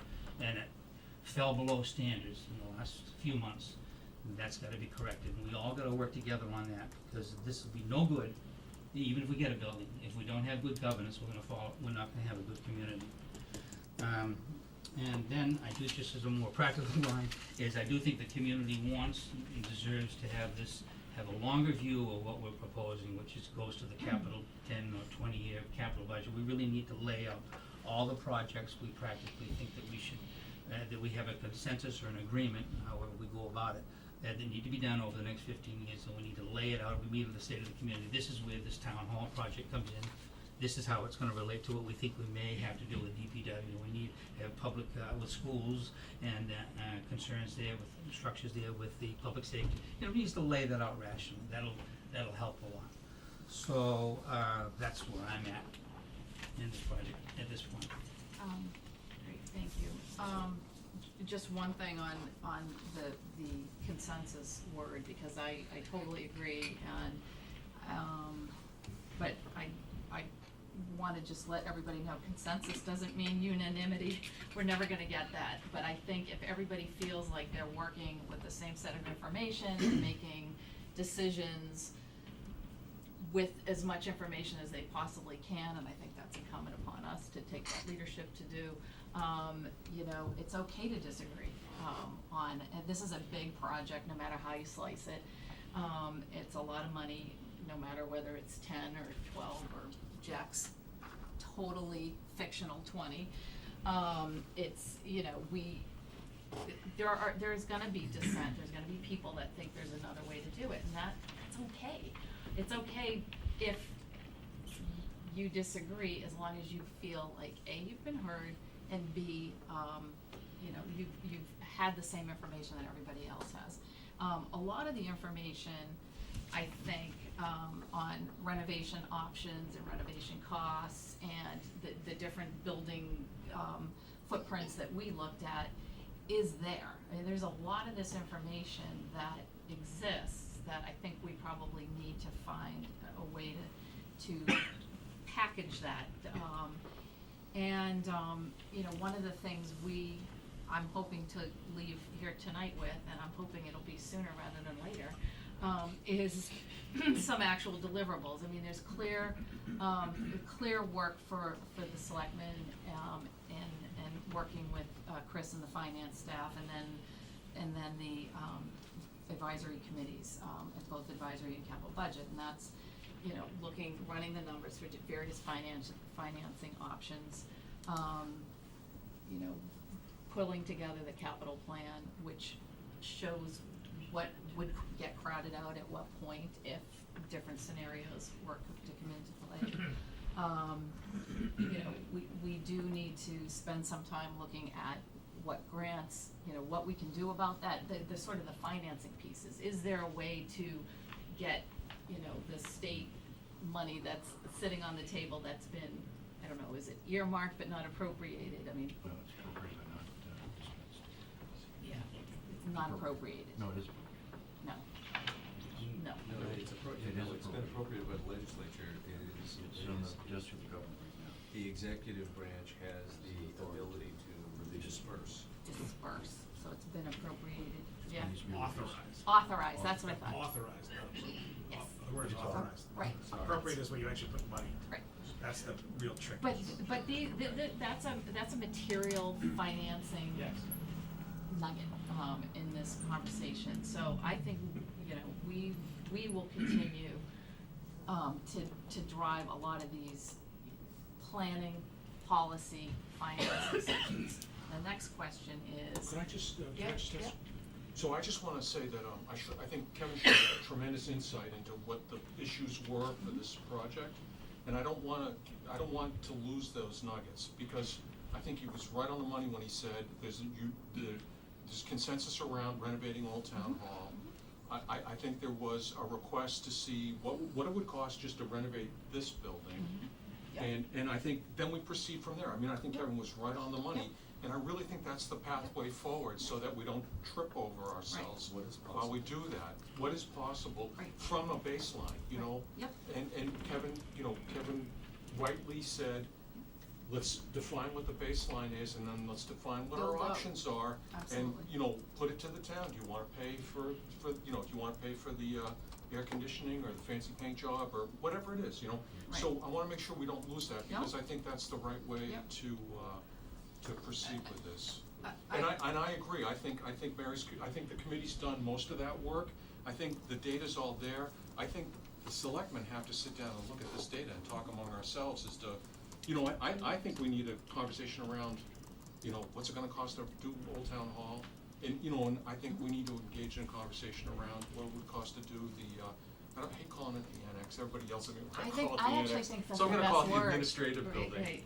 And, you know, I think we, as a group, need to talk about that. I think, so, I don't wanna lose what Kevin said, cause I think it was right. No, I totally agree. I do, just for clarity's sake, because this was something somebody cornered me, at the Arts Festival on, was they were concerned that we didn't put on an election ballot multiple choices, and that's just not how that will get done. No. We're not gonna literally ask for people to vote on option A, B, C, D, E, F, G, it's just not possible.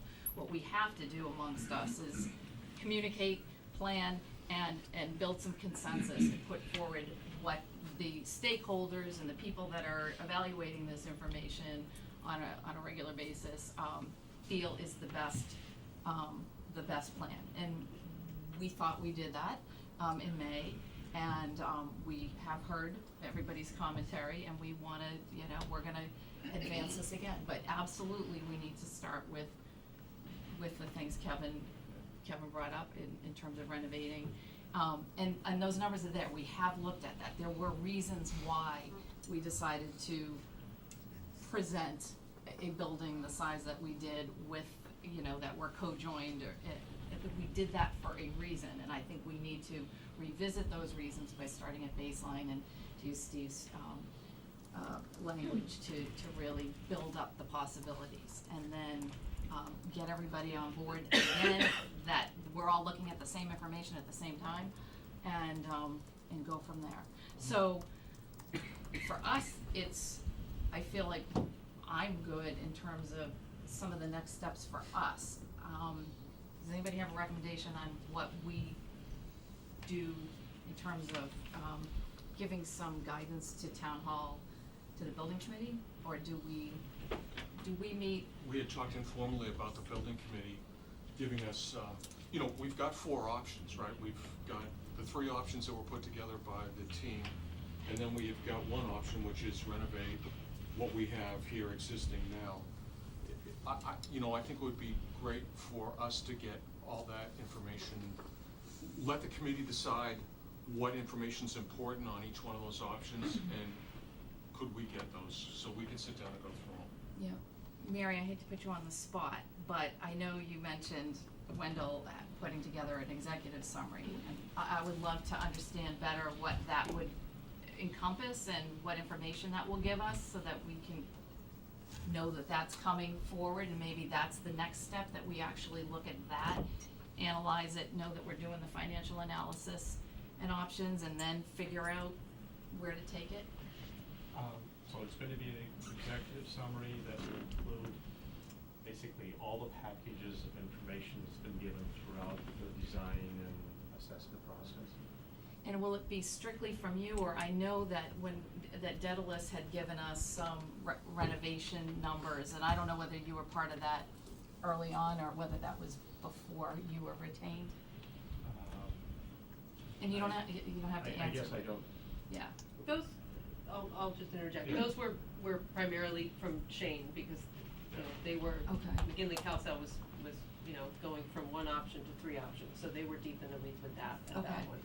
So those were some just rough, and that was the first thing we said, kind of rough numbers from Shane about what it would be on a square foot basis, Mm-hmm. to not change any of the exterior walls or interior, but it also did not include what you might find behind the walls as well. Right. And then there was some work done by some of the facility staff in terms of, also I think on the rougher side in terms of numbers.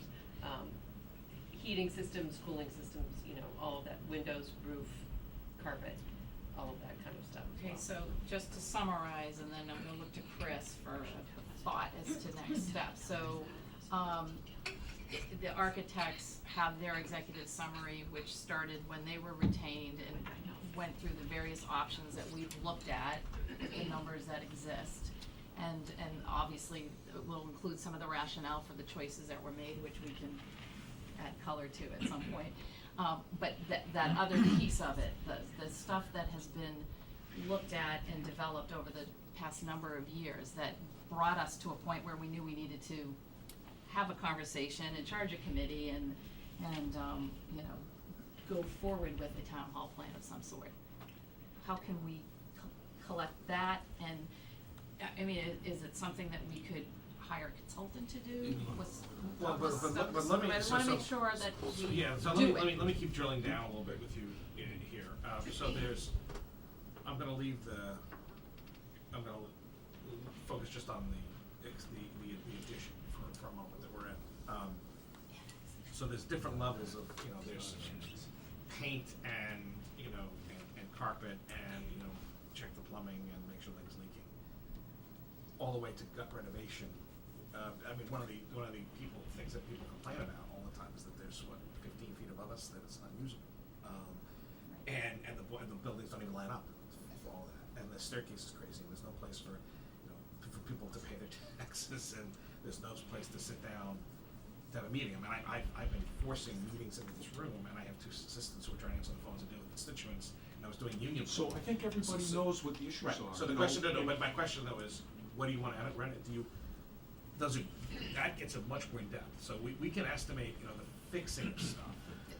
But if you wanna gut renovate, that's a different issue, that's much more beyond, it's beyond anything that we can analyze, that's the, So I think, look, if it was my money, I'd wanna see a line item budget, right? I mean, and I'm not asking for that, I'm just talking here now. Cause we couldn't do a line item. But, you look at, you say, what's the cost of structure, what's the cost of site work, what's the cost of structural, what's the cost of electrical, what's the cost of mechanical, and you lay it all out, and you have a format that's standard across all the different options. And what that lets you do is, you can look at it and say, hey, okay, for the gut rehab, the structural costs are $500,000 versus knocking the building down. You can make rational comparisons between the different options when you have those kind of numbers. I get, I tell you, I don't have staff who can do that, I know, Right. so let's see what we've got, and let's see what we can do. We can So- retain, I think the project, I don't think we should I don't wanna create I don't think we wanna create a whole lot of work for people. I agree. I think we just wanna take the information we have and review it. See what we can do with it. See what we can do with it, and then go from there. I think in essence, if we review the information that currently exists for some of the baseline questions that have been promoted this evening, we'll have a very quick understanding, I would hope, of those pieces of information which we are missing.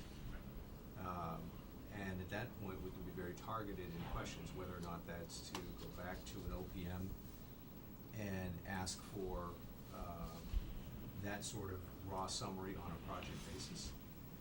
Or it's possible, I suppose, that we could find some other resource. But you understand that what I'm suggesting is that we assess what we have currently, determine what we would need to make a reasonable comparative analysis against other options.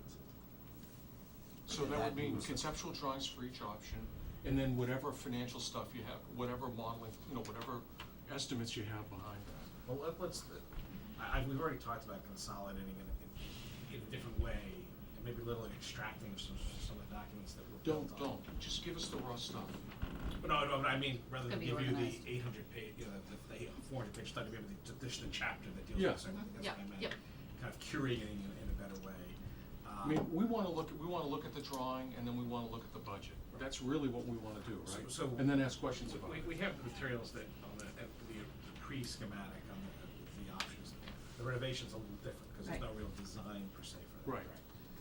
So we'll put together what we have, and it's something that we may have generated, or may already be there, and you say, okay, we need more data on this stuff. And I gotta believe we have just a plain vanilla renovation of Old Town Hall, right? I mean, we've done it so many times, I gotta believe we've got something there. Well, one of the reasons that it hasn't gone deep is that there was again, citizens who looked at this again and again and again and say the building wasn't really built well, and to pour a lot of money back into it didn't make a lot of sense. So no one has ever gone deep and said, okay, let's go down to the structure. I mean, this was, I'm just telling you what I've read and heard. I'm not a builder, but this was not a very well built structure. And I've talked, actually, Martha Yesby, sitting in the back row, she was on the board of selectmen, and when I have lunch with her periodically, she reminds me how she opposed it in the first place 30 years ago. That said, we're stuck with it, with the construction format that was used 30 years ago. So let's see what we have, Jack, and then we'll figure out what more questions you can ask. But it hasn't been as in-depth on this as there was on the old one, because the old one is It's- historic and.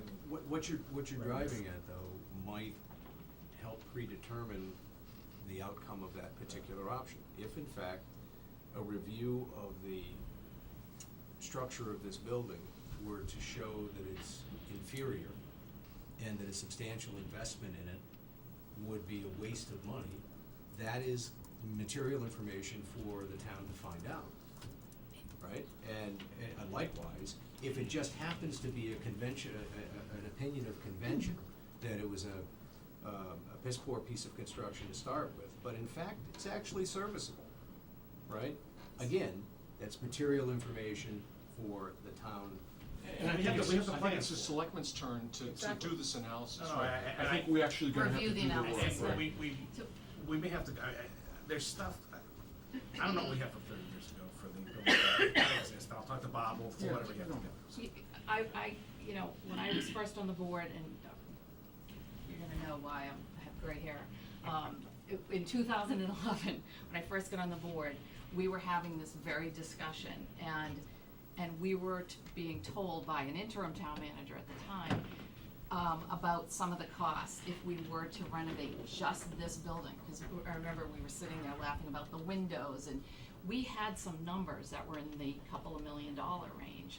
So I at least always in my mind thought, well, that's just putting lipstick on a pig if you're gonna renovate it, so but that's my mindset, but, so those numbers can be either found, and of course, that was 8 years ago, it'll be very different now, or 7 years ago, but Well, you can update the numbers. we can update the numbers, and just as a raw idea, and that, to Steve's point, will inform what, Let me put somebody on it who understands this, one of our Exactly. engineers, just let him live it for a little bit, pull everything together, then he can talk. yes. Yeah. Okay. And then we'll pull it together and, we'll give, the goal is to get, do you wanna, I've got the impression you'd like to have updates pretty consistently, so. Probably not next week necessarily. No. No. But definitely for the 10th and the 24th. Be nice to come to some kind of conclusion Yes. by the end of the summer. So let's see where we go, and I Yeah. think you wanna be able to give us direction as early as possible if we need more data. Yeah. And when we get the minutes for this meeting, and I took some notes and wrote things down, maybe we can come up with something that we agree on as, these are the exact deliverables that we want, these are our expectations, we want this renovation analysis, we wanna look at it on, and really put that into a calendar, and then figure out at what point we can certainly, it'll be at a selectmen's meeting, which is open to everybody, but at what point do we need to ask, the building committee to go off and do something, but obviously, the architect's, executive summary is gonna be important, whenever that comes in, and I see this on every agenda to the extent that we can, not for hours on end, but, for updates and make sure that we're getting what we need. So, the way I am hearing this then is that,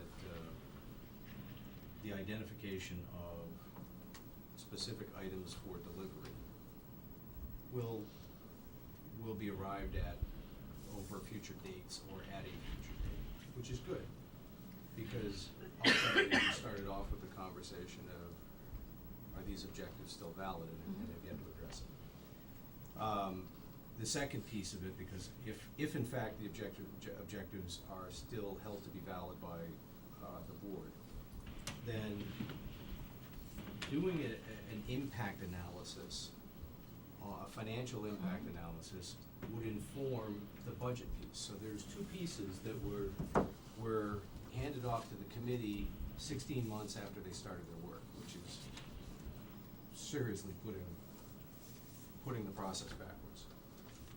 But if we were to do that in this case, it would help us to inform the next steps on the process for determining scope of the project that we would recommend, time frame for that project. It may actually be, Kevin brought this up as a possibility, it may actually be bifurcated. Okay, we may actually be able to take action on the historic structure before the administrative structure. That wouldn't be a surprise based upon the vote. But having said that, the process itself would then, I would think, move forward, and some of the deliverables that you're talking about at this point are review of options, and reviewing those options as any major capital project would be reviewed by us as a town. It engages advisory at early stages, it engages capital budget at early stages. There's the collaboration that we heard one citizen speak of earlier tonight. So, I just ask, before we go any further, Yep. Can we review the objectives? Yes, in 1 second. The only thing I just wanna add is, I would think if we have any deliverable right now, it's really the one we charged Chris with, which is come up with the, financing plan and run the budget scenarios and Well, keep in mind, pull together. we're asking Chris for coordination and staff time, but there was a clear voice of volunteering here as well. I mean, I didn't speak up at the time, I'm happy to engage with it as well, such that it is not left simply to the town manager and Don Piat as, as the two that need to carry this forward. Yes, they have the numbers at their access, and they're going to have the facilities, but certainly having other folks engaged would be, I think, useful and welcome by them. Okay, and then, yes, just, kind of as a way to, hopefully wrap up, just looking at the goals and the goals, and in particular the 5 objectives, which is the safe, functional, flexible, accessible workspace, which will meet the needs of Cohasset's committee structure and staff for the next several decades. Town hall remain on the town common at 41 Highland Ave. Town values the 1857 structure and its auditorium space, seeks to restore and preserve it for future generations as a center of civic, cultural, and community activities. We seek community partners in the restoration of the historic building, including financial assistance from private foundations and citizens. And lastly, the budget for town hall will be reasonable, prudent, and consistent with the 10-year capital plan. Not love each of you to weigh in. I feel like that could have been the 5 objectives if we set them 3 years ago or 5 years ago, and I still hold them true today. And I think that any of the various concerns or options that we've discussed tonight and in the past 19 months, I think meet all of that. So Madam Chairman, could I'm gonna stick with the board unless there's a process issue. just that- let me ask a quick thing. thanks. On these here, what I think would be good is that if we go through this, go into a much deeper cogent analysis and go through this over the next couple of months, and then look at this. And I'm thinking that when we look at this charge and objectives, we may even be in a position to be more specific about what we may know better, what exactly, what direction we wanna go into. So, but at any rate, the overriding thing is we're going through a period of analysis and work on this.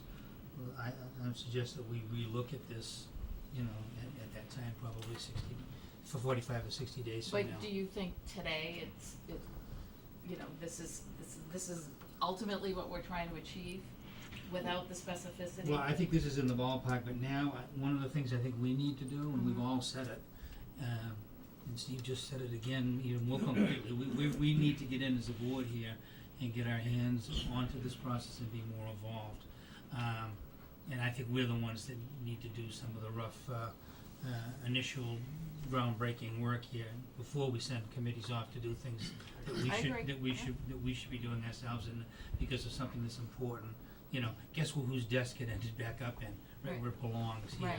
First thing I heard after the vote, that night, When did you- I began to say, and it was on paper and social media, oh, well, this now goes back to the selectmen, every eyeball in town looked at us, and they should have. Yeah. So at any rate, Yep. I think the point is, we need to get in and get our hands into this, get much more involved, and then we look at these objectives, and then when we say to the town committee, town hall committee, we may be able to say, this is what we want, this is what we want more specifically, this is the building we want, this is where we want it, this is whether we're gonna bifurcate it or not, or whatever we're gonna do, we'll know much better, and then they'll know exactly much better what it is that they're supposed to do, and then the people that serve on that committee may be different than the people that are there now. We need to add resources and talents that aren't there now in terms of whatever we come up with, so that's a view on that.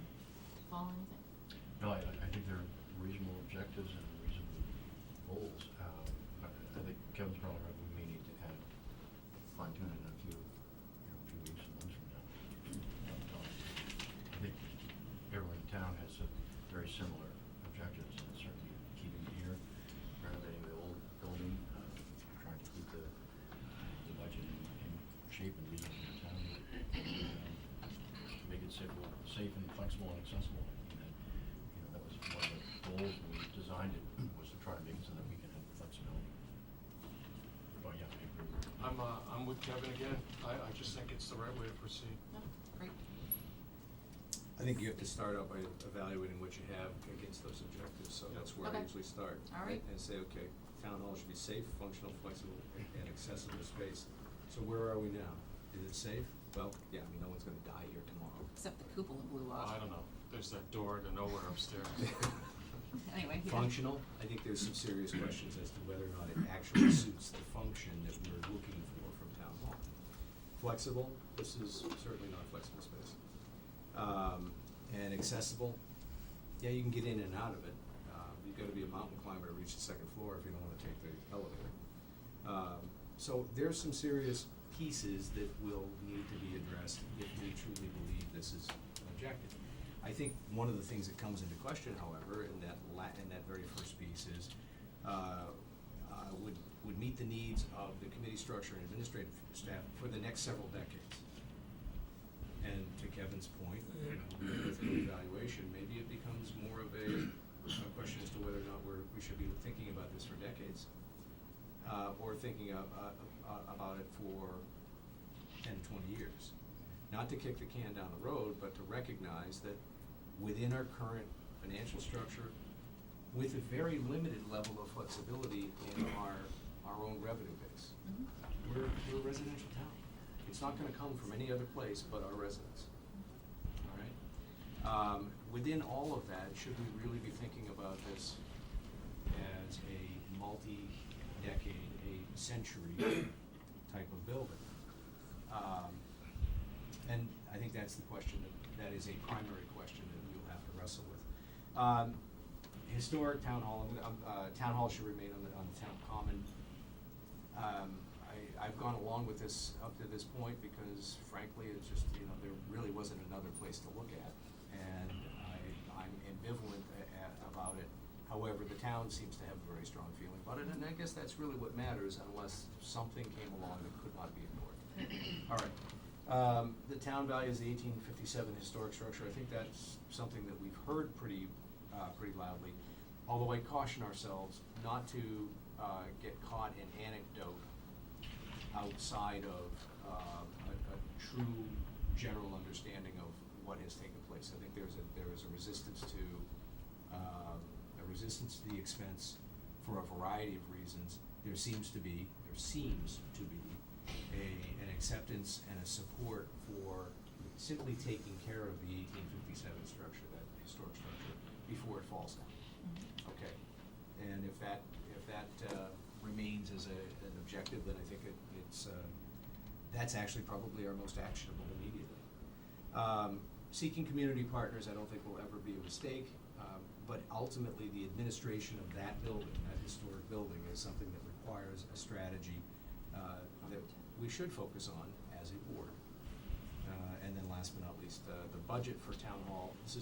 It's a bit pablum to say it'll be reasonable, prudent, and consistent, because of course it should be. That's what we're here for, right? It's, if you turn it around and say, well, it'll be unreasonable, it'll not be prudent, and it'll be inconsistent with a 10-year capital plan. I think that's ultimately what voters came back to us and said is that's what we think here.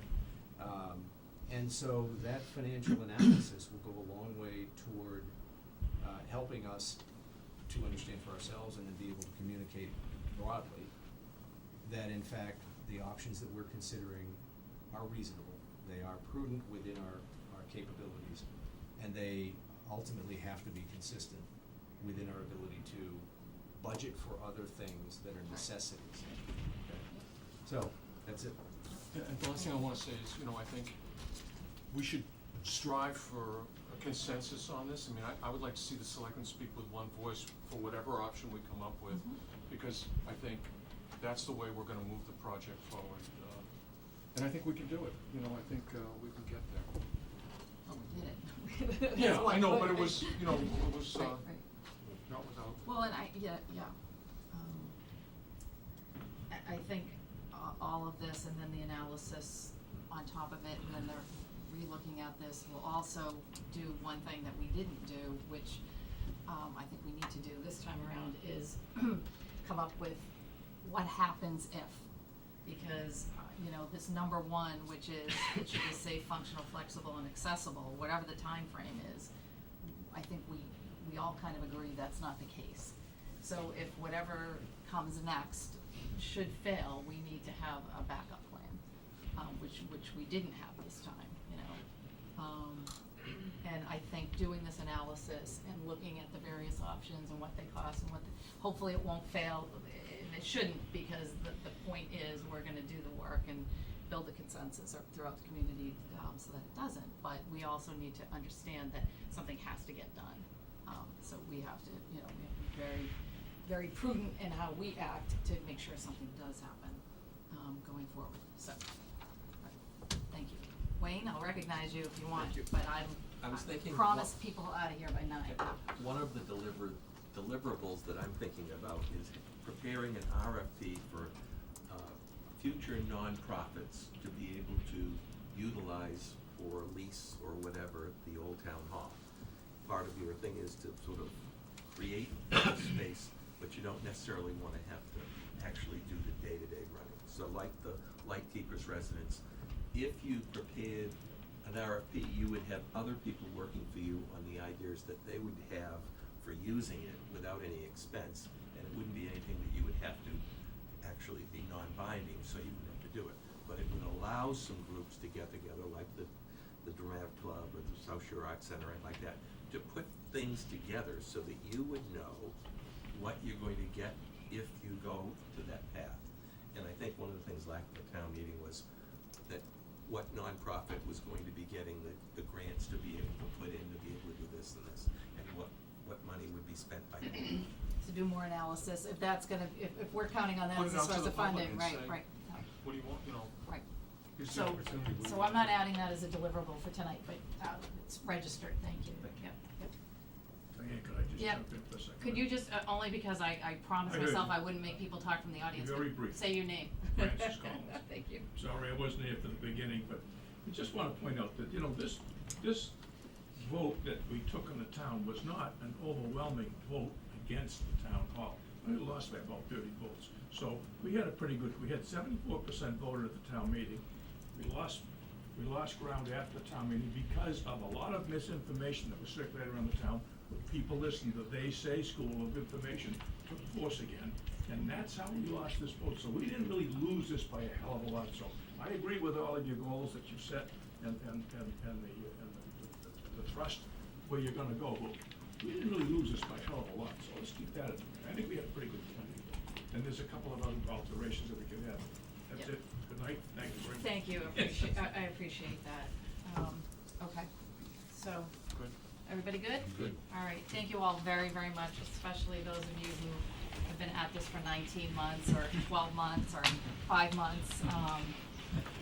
You know, having said it, the most important thing is the governance and the ability of committees and people in town to wanna serve on committees, which is a reminder that, if you wanna serve on any committees in town, please get your applications in by this Monday. Not the best segue I've seen in a long time, but. Because it really is rewarding and it's a lot of work, and people wouldn't show up and keep at this if they didn't feel that way, so, thank you. Okay, town manager update. Okay. First, just a reminder that tomorrow night, another hot and exciting evening, a community forum from the Classic Master Plan Committee focusing on economic development, housing, and historical and cultural resources, 7 p.m. at the Senior Center. This is the third forum, and again, the focus is economic development, housing, and historical and cultural resources. Come, give your input, and participate. Tomorrow, 7 p.m., Tomorrow. Wilcott Commons. Correct. There's more information on the website. You know, take part. It's the more community participation, the better the plan will be. And the committee, which you just extended terms for 6 months, is really engaged. And you folks here will also come out, participate. So, 4 quick public works updates. So we all heard there was storm damage from the nor'easters. So there's still some work being done on some seawalls that the town manages on Border Street, and some adjacent sidewalk issues. Those are happening over the next couple of weeks. There's some plug-in work has to be done at the Government Island Pier. There's long-term work that's getting done on that as well. And there's an ongoing work being looked at on Atlantic Ave. So that's all. There was the causeway, we had to establish the Oh, causeway. yeah, yeah. So that's all in progress. The tide gate, I don't know how many of you, so, The infamous I know, tide and I gate. have to tell you, literally, the very first thing I visited, on my very first day on the job was that tide gate, on a nasty, miserable January day. And it's been the source of, it's been a bane of poor Brian Joyce's existence since the day he started before that. So the latest challenge was that the gate itself, which was made of aluminum, not stainless steel, that's the way it was designed, and it's lighter and it only needed one lift. Well, it over time it deformed and pitted, and because it's seawater, and aluminum it doesn't react to seawater well for the long term. So it stopped working properly. So it had to be, both guys had to go down in between tides, shave it, clean it, and strip it to make it fit again, so it would slide up and down, which it now does. And the guys were literally dropping in a hole. I mean it's open. There was air, but they had to open the grate, drop down, and then come out before the tide came back. So they did a great job. They MacGyvered this thing really well, and it works. There's a permitted option, a permitted approval now for adding an automatic flap valve, which would allow, if the gate ever broke, if there was power failure, it would allow it to drain. So it's a one-way out. as One opposed way to- out? One way out.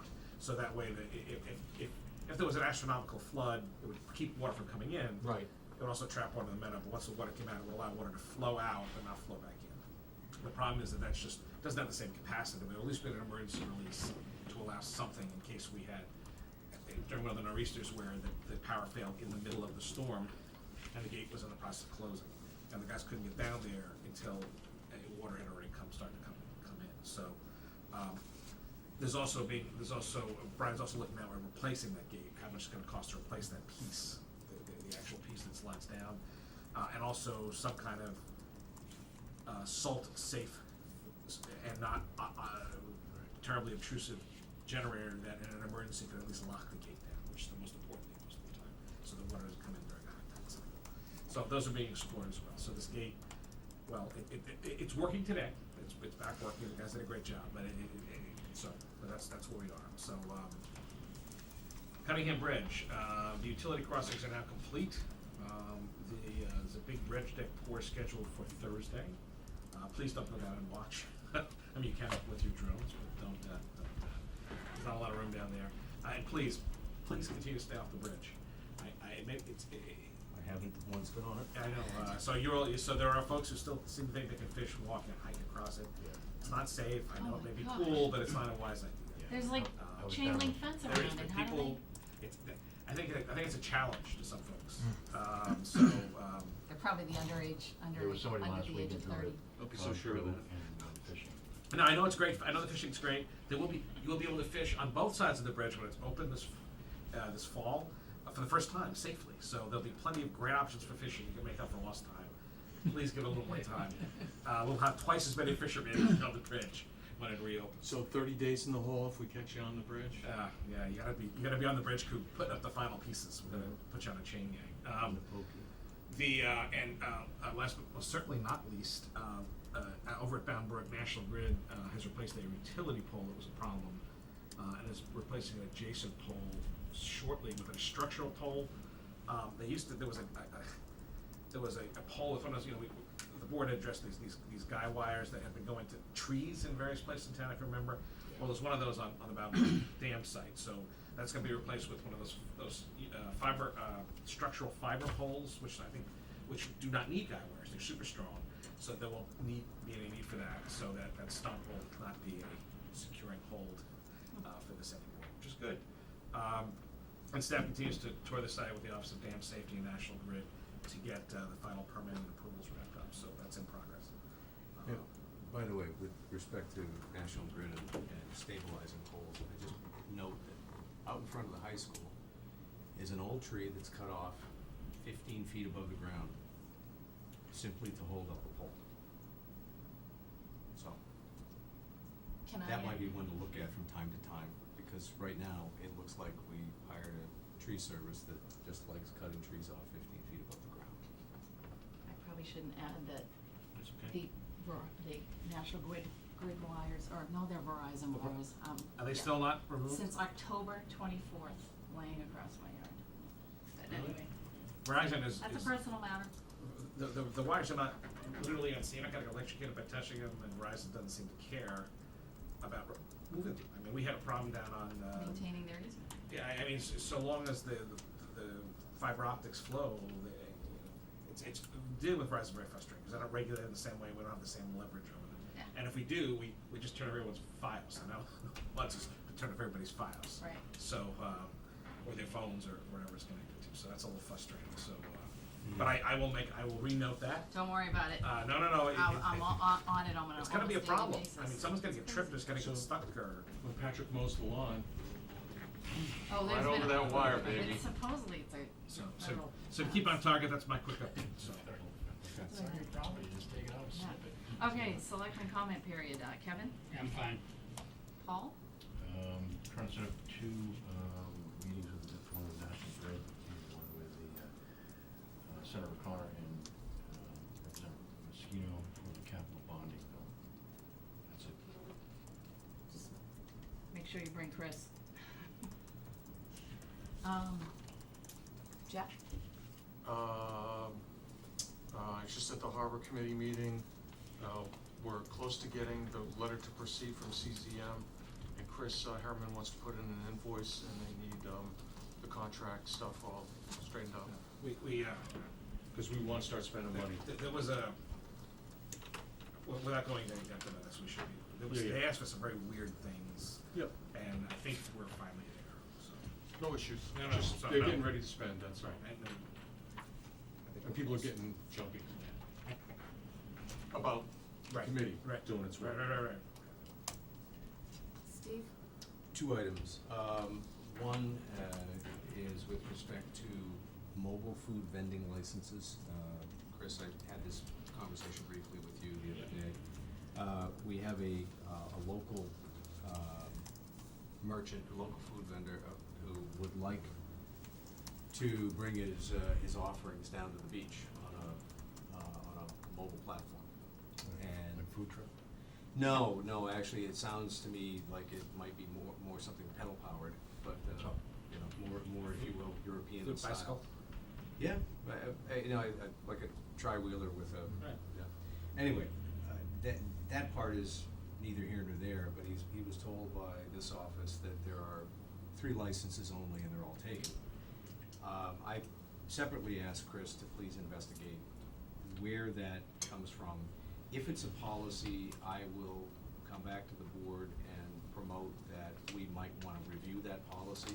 Because the last thing I would think we'd wanna do is be giving, licenses out on a limited basis, and then, you know, include Cohasset businesses to the exclusion of a Cohasset business. I just. We talked about it last night, so I haven't had a chance to follow up. loved that. but No, but I it's will. this is doing it publicly open, and so it's a formal request. Would you mind please getting back to me? If you could give us some information for next meeting, that would be super. I was actually it's funny, I was, ran into a couple times, I had 2 different meetings today, and food trucks came up just out of randomness, we were talking, because this Hanover has Food Truck Tuesdays or something. Mhm. Food truck show up in Hanover, so, I said, oh, that's kinda cool. And I know we do have one that's comes to the farmer's market, which is different, they're just coming for that specific thing, and they're permitted a different way, it's a taco truck. Right. So, well, I'm curious, let me find out more. It's as you said, my interest in this is that it's specifically it's Cohasset business, and any number of times I've heard businesses have been given information about licenses and the like, which is just wholly inaccurate, so. I'll find out. Yeah. And All I right. think we wanna encourage that stuff, right? we would certainly want That's to a policy encourage decision, local. so I just don't know, You bet. I have to find out if the Board of Health has regulatory authority or the Selectmen or some joint thing, I'm not entirely sure, so. We do grant the transient vendor licenses Yes. though, so. So let me find out. Yeah, okay, so, the second item, is that a meeting was held, here last night between Chris, town council, I attended, and I would say probably somewhere in the neighborhood of a representation of 70% of the residents on Cedar Acres, with respect to moving their paving project forward, which of course would involve a betterment, and it would involve temporary easements for each of the property owners. There was a solid hour and 45 minutes of discussion, questions. I believe I'm accurate in saying that the questions were broadly answered, even though they weren't all widely and happily accepted, but they were broadly answered. The residents had one final question for us, which is, okay, now how do we get moving? And, I'm sorry, I forgot to mention Brian Joyce was in attendance as well. Ultimately, how we get moving is that they return to us their acceptance of betterment, right, which is a signature requirement on their part, as well as a signature requirement on easement. The one potential wrinkle that the board should know about is that probably 2 residents will object. Now, from the standpoint of enforcing a betterment, that's really not much of an issue for us. That is to say that we could move ahead, and if you were worried about a landowner lawsuit on that basis, I think it's absolutely worth our while to take that on as a defense if it were to arise, because if this policy is going to stand, it would stand on the back of defending the enforcement Watch the of the betterment. deliberative just There- paint your picture. I'm laying it out Right, for you so right. that you understand the potential risks. Right. There's a risk that enforcing a betterment could bring a reaction from a homeowner. And in doing so, I simply point out that it's something the board should consider from a precedent-setting matter if this policy is to survive, right? Now, having said that, the other question is also important, and that is, if you're not going to receive a betterment agreement from the homeowner, you're probably not going to receive a temporary easement either. So we're gonna put this on July 10th agenda, right? July 10th agenda is the request. Okay. Which would give the residents enough time to return their signed betterment forms, and with that, we'd have a very good idea of what the acceptance level is. Okay.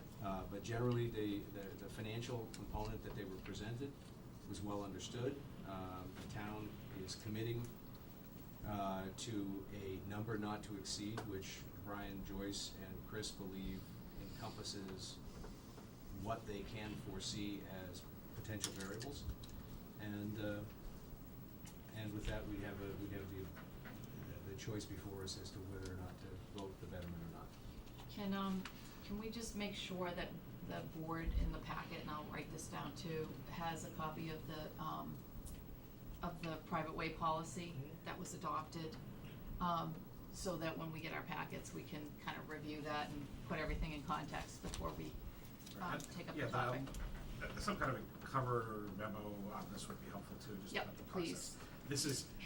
This doesn't quite follow the process only because They've been kinda in it. They've been in it, and so, it's following the process that we checked the box, not necessarily the order originally that they were intended. But it was a very good meeting, and I do thank Steve for When we have a Thanks. meeting like this though, this is gonna be like a posted hearing, or is it gonna be a posted Yeah, hearing? it would be in front of the 'Cause selectmen. it would seem to me that we wanna make sure that anybody who does have objections, they have a chance to come, cause I wanna hear what those are, Oh, yes. so we, yeah. Oh, yeah. So, it almost seems to me that acceptance of a betterment is almost falls into the category of a formal hearing, doesn't it? No, you will have to have a hearing. I have to check the notice requirements Right. of that again. But to even get in front of you, there has to be enough people to represent that they're interested. Particularly, I know we don't wanna get too far adrift off the open meeting law here, but particularly with the implications as Steve's outlined, and, you wanna have a formal process here where everybody's had a chance to come and talk with us, and if they want to, and the notification. we can have So is the dialogue. 10th just the presentation, or would it be the hearing? No, Or you need to well, check on that? that's our targeted goal, Hearing. if we get enough of the materials back to be able to post and proceed. As a hearing. As a Yeah. public hearing. Okay. So it's incumbent on them to get the signed documents Yes. back, right? Yep. And I think they left the meeting with that understanding. Yep. We had asked that they be back by, I think, June 30. Yeah, And so, the threshold we set was 75%? it was 80%, but there's there's different potential issues, as Steve pointed out, with the acceptance per se, and granting these, they're different. And so, but again, council could be available. to So, go yeah, through we'll that. go through that, Yeah, okay. but it was a very productive conversation. I think it's good to have everyone in the room, and, I think it's gonna help in the long term Sounds to good. work up Sounds that good. process. Cause we want that program to work. Yep. Yep. Executive session. Great, thanks for, representing. Okay, couple things. This Sunday is the Cohasset Triathlon, and I believe the DPW, the dump, RTF will be opening later. Is that 11 a.m.? Does anybody know? Yes, it's 11 So a.m. RTF will be opening at 11 on Sunday. I won't be there at 7:30. And, no, don't. And I believe, is the MS ride on Saturday, or is that a different weekend? And while you answer that, if it's possible to get these big events up on our town website calendar, I think it would be really well received. Because, we from our point of view, we approve them and then kind of forget about them unless we're engaged with them in some way. So, I mean, really anything that's gonna require any kind of inconvenience, certainly the most, this weekend, and then, the kids try, cause that shuts off a big part of, Sawyer Street for a little bit of time. But it would be great if they could be on the homepage. Cause I always go looking and I'm like, Right. and then I have to go dig through my minutes and, that's it. We don't have any minutes this No? week, but we will have some for next week. So we're meeting next Tuesday, the 26th, and I will ask for a motion to adjourn. Moved. Second. Okay, all in favor? Aye. Aye. Great, thank you guys. Thank you.